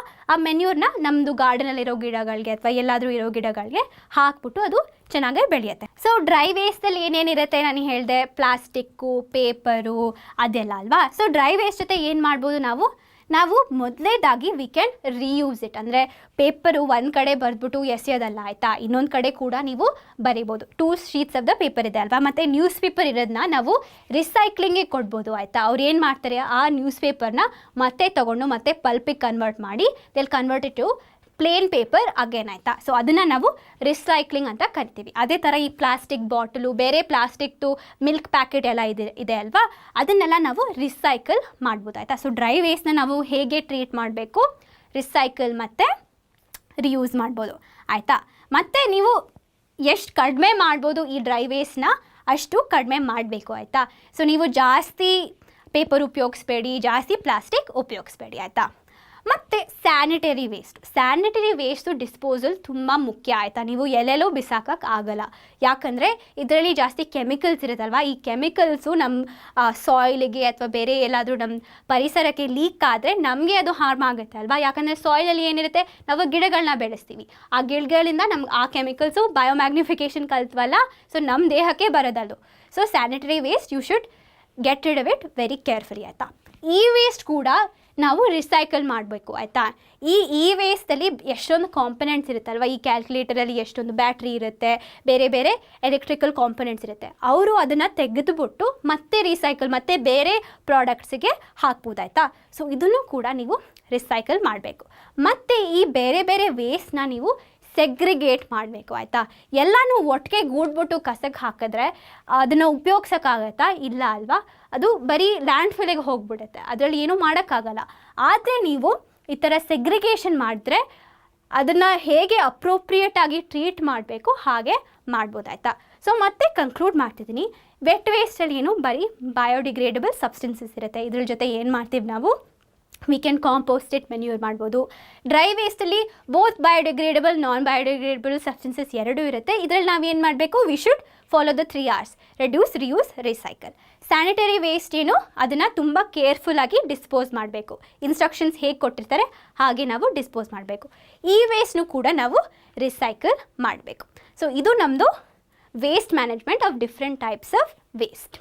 ಸೊ ನಾನು ಏನು ಹೇಳ್ಕೊಟ್ಟೆ ಇಲ್ಲಿ ತನಕ, ವೇಸ್ಟ್ ಏನು, ವೇಸ್ಟ್ ಸೆಗ್ರಿಗೇಷನ್ ಏನು, ಟೈಪ್ಸ್ ಆಫ್ ವೇಸ್ಟ್ ಎಲ್ಲ ಹೇಳಿದ್ನಲ್ಲ, ಅದೇ ಥರ ವೇಸ್ಟ್ ಡಿಸ್ಪೋಸಲ್ ಬಗ್ಗೆ ಕಲಿಯೋಣ ಆಯಿತಾ. ಮೊದಲೇ ಮೆಥಡ್ ಆಫ್ ವೇಸ್ಟ್ ಡಿಸ್ಪೋಸಲ್ ಬಂದ್ಬಿಟ್ಟು ಲ್ಯಾಂಡ್ ಫಿಲ್ಸ್. ಅಂದರೆ ಏನು ಮಾಡ್ತಾರೆ, ದೊಡ್ಡ ದೊಡ್ಡ ಜಾಗದಲ್ಲಿ ಈ ಕಸನ ಹಾಕ್ಬಿಟ್ಟು ಬಿಡ್ತಾರೆ ಆಯಿತಾ. ಅದನ್ನು ನಾವು ಲ್ಯಾಂಡ್ ಫಿಲ್ ಅಂತ ಕರಿತೀವಿ. Waste are buried in remote areas called landfills. So ನೀವು ಸೆಗ್ರಿಗೇಷನ್ ಮಾಡಿಲ್ಲ ಅಂದರೆ ಎಲ್ಲ ವೇಸ್ಟ್ನು ಅವ್ರು ಏನು ತೊಗೊಂಡ್ಬಿಟ್ಟು ಲ್ಯಾಂಡ್ ಫಿಲ್ ಎಲ್ಲ ಹಾಕ್ಬಿಡ್ತಾರೆ ಆಯಿತಾ. So it's a waste of very useful resources. So ಅದಕ್ಕೆ ನಿಮ್ಮದು ಸೆಗ್ರಿಗೇಷನ್ ಮಾಡೋದು ತುಂಬ ಮುಖ್ಯ ಆಯಿತಾ. ಆಮೇಲೆ ನಾವು ಪ್ರೀವಿಯಸ್ ಚಾಪ್ಟರಲ್ಲಿ ಏನು ಕಲ್ತ್ವಿ, we learnt about biogas plant ಅಲ್ವಾ. ಸೊ ಬಯೋಗ್ಯಾಸ್ ಪ್ಲ್ಯಾಂಟಲ್ಲಿ ಏನಾಗುತ್ತೆ, biodegradable waste can be use to create biogas. ಮತ್ತು ಏನು ಬೈ ಪ್ರಾಡಕ್ಟ್ ಏನು ಸಿಗುತ್ತೆ ನಮಗೆ, ಮೆನ್ಯೂರ್ ಕೂಡ ಸಿಗುತ್ತೆ ಅಲ್ವಾ. ಸೊ ಬರೀ ಈ ವೇಸ್ಟ್ನ ಕಸಕ್ಕೆ ಹಾಕೋದು ಬಿಟ್ಟು ನಾವು ಈ ಬಯೋಗ್ಯಾಸ್ ಪ್ಲ್ಯಾಂಟಲ್ಲಿ ಹಾಕಿದ್ರೆ we are getting 2 very useful products, biogas and manure ಆಯಿತಾ. ಮತ್ತು ನಾನು ಕಾಂಪೋಸ್ಟಿಂಗ್ ಅಂತ ಒಂದು ಪದ ಉಪಯೋಗಿಸ್ನಲ್ಲ. ಕಾಂಪೋಸ್ಟಿಂಗ್ ಅಂದರೆ ಏನು, ಈ ಆರ್ಗ್ಯಾನಿಕ್ ವೇಸ್ಟ್ ಅಂದರೆ ಸಿಪ್ಪೆಗಳು, ಹಣ್ಣುಗಳು ಮತ್ತು ತರಕಾರಿಗಳನ್ನ ನಾವು ಒಂದು ಕಾಂಪೋಸ್ಟ್ ಪಿಟ್ ಅಥವಾ ಒಂದು ಕಾಂಪೋಸ್ಟ್ ಬಕೆಟಲ್ಲಿ ಹಾಕಿದ್ರೆ ಏನಾಗುತ್ತೆ, ಅದು ಡಿಕಂಪೋಸ್ ಆಗಿ ಏನಾಗುತ್ತೆ, ನಮಗೆ ಮೆನ್ಯೂರ್ ಫಾರ್ಮ್ ಆಗುತ್ತೆ ಆಯಿತಾ. ಸೊ ಈ ವೇಸ್ಟ್ ಜೊತೆ ನಾವು ಏನು ಹಾಕಬೇಕು, we should cover it with a layer of soil ಆಯಿತಾ. ಮತ್ತು ಈ ಮೆನ್ಯೂರ್ನ ನಾವು ತೆಗೆದುಬಿಟ್ಟು ಸಾಯಿಲಿಗೆ ಗಿಡಗಳು ಹಾಕಿದ್ರೆ ಅದು ತುಂಬ ರಿಚ್ ಇನ್ ನ್ಯೂಟ್ರಿಯೆಂಟ್ಸ್ ಆಗುತ್ತೆ, they will grow very well. ಮತ್ತು ಇನ್ನೊಂದು ಏನು, ನಮ್ಮದು ದೇಹದಿಂದ ಸಿಗೋ ವೇಸ್ಟ್ ಅಂದರೆ ನಾವು ಬಾತ್ರೂಮಿಗೆ ಹೋಗ್ತೀವಲ್ಲ ಅದನ್ನು ಸೂವೇಜ್ ವೇಸ್ಟ್ ಅಂತ ಕರಿತೀವಲ್ವಾ. ಈ ಸೂವೇಜ್ ವೇಸ್ಟ್ನ ನಾವು ಏನು ಮಾಡ್ಬೋದು, ಸೂವೇಜ್ ಟ್ರೀಟ್ಮೆಂಟ್ ಪ್ಲಾಂಟಿಗೆ ಕಳಿಸಿದ್ರೆ ಏನಾಗುತ್ತೆ, ಈ ವಾಟರು ಕ್ಲೀನ್ ಮಾಡಿ ಆಮೇಲೆ ಅದನ್ನು ರಿವರ್ಸಿಗೆ ಬಿಡ್ತಾರೆ. ಕ್ಲೀನ್ ಮಾಡಿಲ್ಲ ಅಂದರೆ ರಿವರ್ಸಿಗೆ ಅದೆಲ್ಲ ವೇಸ್ಟ್ ಜೊತೆ ಎಷ್ಟೊಂದು ಕೆಮಿಕಲ್ಸ್ ಜೊತೆ ಅದು ನೀರಿಗೆ ಹೋಗ್ಬಿಟ್ಟು ನೀರಿಗೂ ಅದು ಡ್ಯಾಮೇಜ್ ಆಗುತ್ತೆ ಮತ್ತು ನೀರಿಂದ ಬೇರೆ ಆರ್ಗನಿಸಮ್ಸ್ ಸಿಗುತ್ತಲ್ವ, ಆ ನ್ಯೂಟ್ರಿಯೆಂಟ್ಸು, ಮತ್ತು ಆ ಫೈನಲಾಗಿ ನಾವೇ ಅದನ್ನು ಆರ್ಗನಿಸಮ್ಸ್ ತಿನ್ನೋದಲ್ವ, ನಮಗೆ ಹಾರ್ಮ್ ಆಗೋದು ಆಯಿತಾ. ಸೊ ಈ ಸೂವೇಜ್ ಟ್ರೀಟ್ಮೆಂಟ್ ಪ್ಲ್ಯಾಂಟಲ್ಲಿ ಏನು ಮಾಡ್ತಾರೆ, ದೇ ಟ್ರೀಟ್ ಸೂವೇಜ್ ವಾಟರ್. ಮತ್ತು ಇನ್ನೊಂದು 3 Rs ಅಂತ ನಾನು ಹೇಳಿದ್ನಲ್ಲ, ಮೊದಲನೇ R ಬಂದ್ಬಿಟ್ಟು ರಿಸೈಕಲ್ ಆಯಿತಾ. ರಿಸೈಕ್ಲಿಂಗಲ್ಲಿ ಏನು ಮಾಡ್ತೀವಿ, non biodegradable wastes are recycle to make new items. For example ನೀವು ನೋಡಿರ್ಬೋದು, ಅವರು ಈ ಹಳೆ ಪ್ಲಾಸ್ಟಿಕ್ ಅಂದರೆ ಬಿಸ್ಲರಿ ಟೈಪ್ ಪ್ಲಾಸ್ಟಿಕ್ ಬಾಟಲಿಂದ ಅದನ್ನು ಮೆಲ್ಟ್ ಮಾಡಿ ಬೇರೆ ಪ್ಲಾಸ್ಟಿಕ್ ಬಕೆಟ್ ಮಾಡ್ತಾರೆ, ಪ್ಲಾಸ್ಟಿಕ್ ಬಾಕ್ಸ್ ಎಲ್ಲ ಮಾಡ್ತಾರಲ್ವಾ. They repurpose existing products to make new products ಆಯಿತಾ. ಇದನ್ನು ನಾವು ರಿಸೈಕ್ಲಿಂಗ್ ಅಂತ ಕರಿತೀವಿ. ಮತ್ತು ನಾನು ಪೇಪರ್ದು ಎಕ್ಸಾಂಪಲ್ ಕೊಟ್ಟನಲ್ಲ, ಪೇಪರ್ನ ನಾವು ಕೊಟ್ಟಾಗ ನ್ಯೂಸ್ ಪೇಪರ್ ರಿಸೈಕ್ಲಿಂಗಿಗೆ ಅವ್ರೇನು ಮಾಡ್ತಾರೆ, ಆ ಪೇಪರ್ನ ಮತ್ತೆ ಪಲ್ಪಿಗೆ ಕನ್ವರ್ಟ್ ಮಾಡಿ they recycle the paper. So ಅದು ಒಂದು R. ಮತ್ತು ಇನ್ನೊಂದು ವೇಸ್ಟ್ ಡಿಸ್ಪೋಸಲ್ ಮೆಥಡ್ ಅಂದರೆ reusing. This is another R ಅಲ್ವಾ. ಸೊ ಇದರಲ್ಲಿ ಏನು ಮಾಡ್ತೀವಿ, we use same items again in different forms. ಇದಕ್ಕೆ ಉದಾಹರಣೆ ಕೊಡಬೇಕು ಅಂದರೆ, ನ್ಯೂಸ್ ಪೇಪರ್ನ ನಾವು ಗಿಫ್ಟ್ ರ್ಯಾಪಿಂಗ್ ಥರ ಉಪಯೋಗಿಸ್ಬೋದಲ್ವಾ. ಅಥವಾ ನೀವು ಯಾವುದಾದ್ರೂ ಹಣ್ಣು ಅಥವಾ ತರಕಾರಿ ಅಂಗಡಿಗೆ ಹೋಗಿದರೆ ಅವರು ನ್ಯೂಸ್ ಪೇಪರಿಂದ ಬ್ಯಾಗ್ ಮಾಡಿರ್ತಾರಲ್ವ ನಿಮ್ಗೆ ಈ ಪ್ರಾಡ್ಯೂಸ್ ಎಲ್ಲ ಹಾಕೋಕ್ಕೆ. ಸೊ ಒಂದು ಎಕ್ಸಾಂಪಲ್ ಬಂದ್ಬಿಟ್ಟು news paper for covering and packaging goods. ಇನ್ನೊಂದು ಉದಾಹರಣೆ ಅಂದರೆ ಬ್ಯಾಗ್. ಸೊ ಈ ಬ್ಯಾಗಲ್ಲಿ ನೋಡಿ ಹೇಗೆ ಕಾಣ್ತಿದೆ ನಿಮಗೆ, ಒಂದು ನಾರ್ಮಲ್ ಆಗಿರೋ ಕ್ಲಾತ್ ಬ್ಯಾಗ್ ಥರ ಕಾಣ್ತಿದೆ ಅಲ್ವಾ. ಆದರೆ ಈ ಬ್ಯಾಗ್ನ ನಾನು ಒಂದು ಟೀ ಶರ್ಟಿಂದ ಮಾಡಿದ್ದು ಆಯಿತಾ. ನಂದು ತುಂಬ ಹಳೆ ಟೀ ಶರ್ಟ್ ಇತ್ತು ಆಯಿತಾ, ನಾನು ಅದನ್ನು ಏನೂ ಹಾಕೋತಿರ್ಲಿಲ್ಲ. ಸೊ ಅದರಿಂದ ನಾನು ಏನು ಮಾಡ್ಬೋದಾಗಿತ್ತು, ಅದನ್ನು ಡೊನೇಟ್ ಮಾಡ್ಬೋದಾಗಿತ್ತು, ಅಥವಾ ನಾನು ಅದನ್ನು ರೀಪರ್ಪಸ್ ಮಾಡಿದೆ ಅಂದರೆ ರಿಯೂಸ್ ಮಾಡಿದೆ. ಏನು ಮಾಡಿದೆ, ಐ ಕಟ್ ಇಟ್ ಮತ್ತು ಒಂದು ಕ್ಲಾತ್ ಬ್ಯಾಗ್ ಅದರಿಂದ ಮಾಡಿದೆ ಆಯಿತಾ. ಇದನ್ನು ನೀವು ಮಾಡಬೇಕು ಅಂದರೆ ನಾನಿಲ್ಲಿ ಒಂದು ವಿಡಿಯೋ ಅಟ್ಯಾಚ್ ಮಾಡ್ತೀನಿ, ನಾವು ನಿಮಗೆ ಎಲ್ಲ ಇನ್ಸ್ಟ್ರಕ್ಷನ್ಸ್ ಇದು ಬ್ಯಾಗ್ ಹೇಗೆ ಮಾಡೋದನ್ನು ಹೇಳ್ಕೊಡ್ತೀನಿ. ಸೊ ಇಲ್ಲಿ ತನಕ ನಾವು ಏನೇನು ಕಲ್ತ್ವಿ ಈ ಚಾಪ್ಟರಲ್ಲಿ, ವಿ ಲರ್ನ್ಡ್ ಅಬೌಟ್ ಇಕೋಸಿಸ್ಟಮು, ಎಷ್ಟು ಥರದ ಇಕೋಸಿಸ್ಟಮಲ್ಲಿ ಏನೇನು ಕಾಂಪೊನೆಂಟ್ಸ್ ಇದೆ, ಮತ್ತು ಈ ಕಾಂಪೊನೆಂಟ್ಸ್ ಹೇಗೆ ಒಂದಕ್ಕೊಂದು ಇಂಟರ್ಯಾಕ್ಟ್ ಮಾಡ್ತವೆ ಅಂತ ಎಲ್ಲ ಕಲ್ತ್ವಲ್ಲ. ಅದಾದಮೇಲೆ we learned about our effect, ಈ ಎನ್ವೈರ್ಮೆಂಟ್ ಮೇಲೆ, ಈ ಪರಿಸರದ ಮೇಲೆ ನಮ್ಮ ಎಫೆಕ್ಟ್ ಏನು, ಈ ಓಝೋನ್ ಲೇಯರು, ಅದರದ್ದು ಡಿಪ್ಲೀಷನು, ಮತ್ತು ವೇಸ್ಟ್ ಮ್ಯಾನೇಜ್ಮೆಂಟು, ಬೇರೆ ಥರದ ವೇಸ್ಟ್ ಬಗ್ಗೆ ಎಲ್ಲ ಕಲ್ತ್ವಿ ಆಯಿತಾ. ಸೊ ನೀವೇನು ನೆನ್ಪಿಟ್ಕೋಬೇಕು ಅಂದರೆ, ಈ ವೇಸ್ಟಿಗೆ ಬಂದಾಗ you should try to reduce, ನೀವು ಆದಷ್ಟು ಕಡಿಮೆ ವೇಸ್ಟ್ ಮಾಡಿ ಆಯಿತಾ. ಮತ್ತು ಈ ಬೇರೆ ಮೆಥಡ್ಸ್ ಆಫ್ ವೇಸ್ಟ್ ಡಿಸ್ಪೋಸಲ್ ಮತ್ತು ಸೆಗ್ರಿಗೇಷನ್ ಬಗ್ಗೆ ಎಲ್ಲ ಕಲ್ತ್ವಲ್ಲ, ಮೇಕ್ ಶೋರ್ ನೀವು ಆ ಪ್ರಾಕ್ಟೀಸಸ್ ಎಲ್ಲ ನಿಮ್ಮ ಜೀವನದಲ್ಲಿ ಉಪಯೋಗಿಸ್ತೀರಾ ಆಯಿತಾ, ಅಥವಾ ಇಂಪ್ಲಿಮೆಂಟ್ ಮಾಡ್ತೀರಾ ಅಂತ ನೀವು ಹೇಳಬೇಕು ಆಯಿತಾ. ಮತ್ತು ನಾನು ಈ ಚಾಪ್ಟ್ರಲ್ಲಿ ಹೇಳ್ಕೊಟ್ಟಿದ್ರಲ್ಲಿ ನಿಮಗೆ ಏನಾದರೂ ಡೌಟ್ ಇದ್ದರೆ ನೀವು ಕಾಮೆಂಟ್ ಸೆಕ್ಷನಲ್ಲಿ ಹಾಕ್ಬೋದು, ಅಥವಾ ನಮ್ಮ ಡಿಸ್ಕ್ರಿಪ್ಷನ್ ಬಾಕ್ಸಲ್ಲಿ ನಮ್ಮದು ವಾಟ್ಸಾಪ್ ನಂಬರ್ ಮತ್ತು ಇಮೇಲ್ ಕೂಡ ಹಾಕಿದ್ದೀವಿ, ಅದಕ್ಕೂ ಕೂಡ ನೀವು ಮೆಸೇಜ್ ಮಾಡ್ಬೋದು. All the best.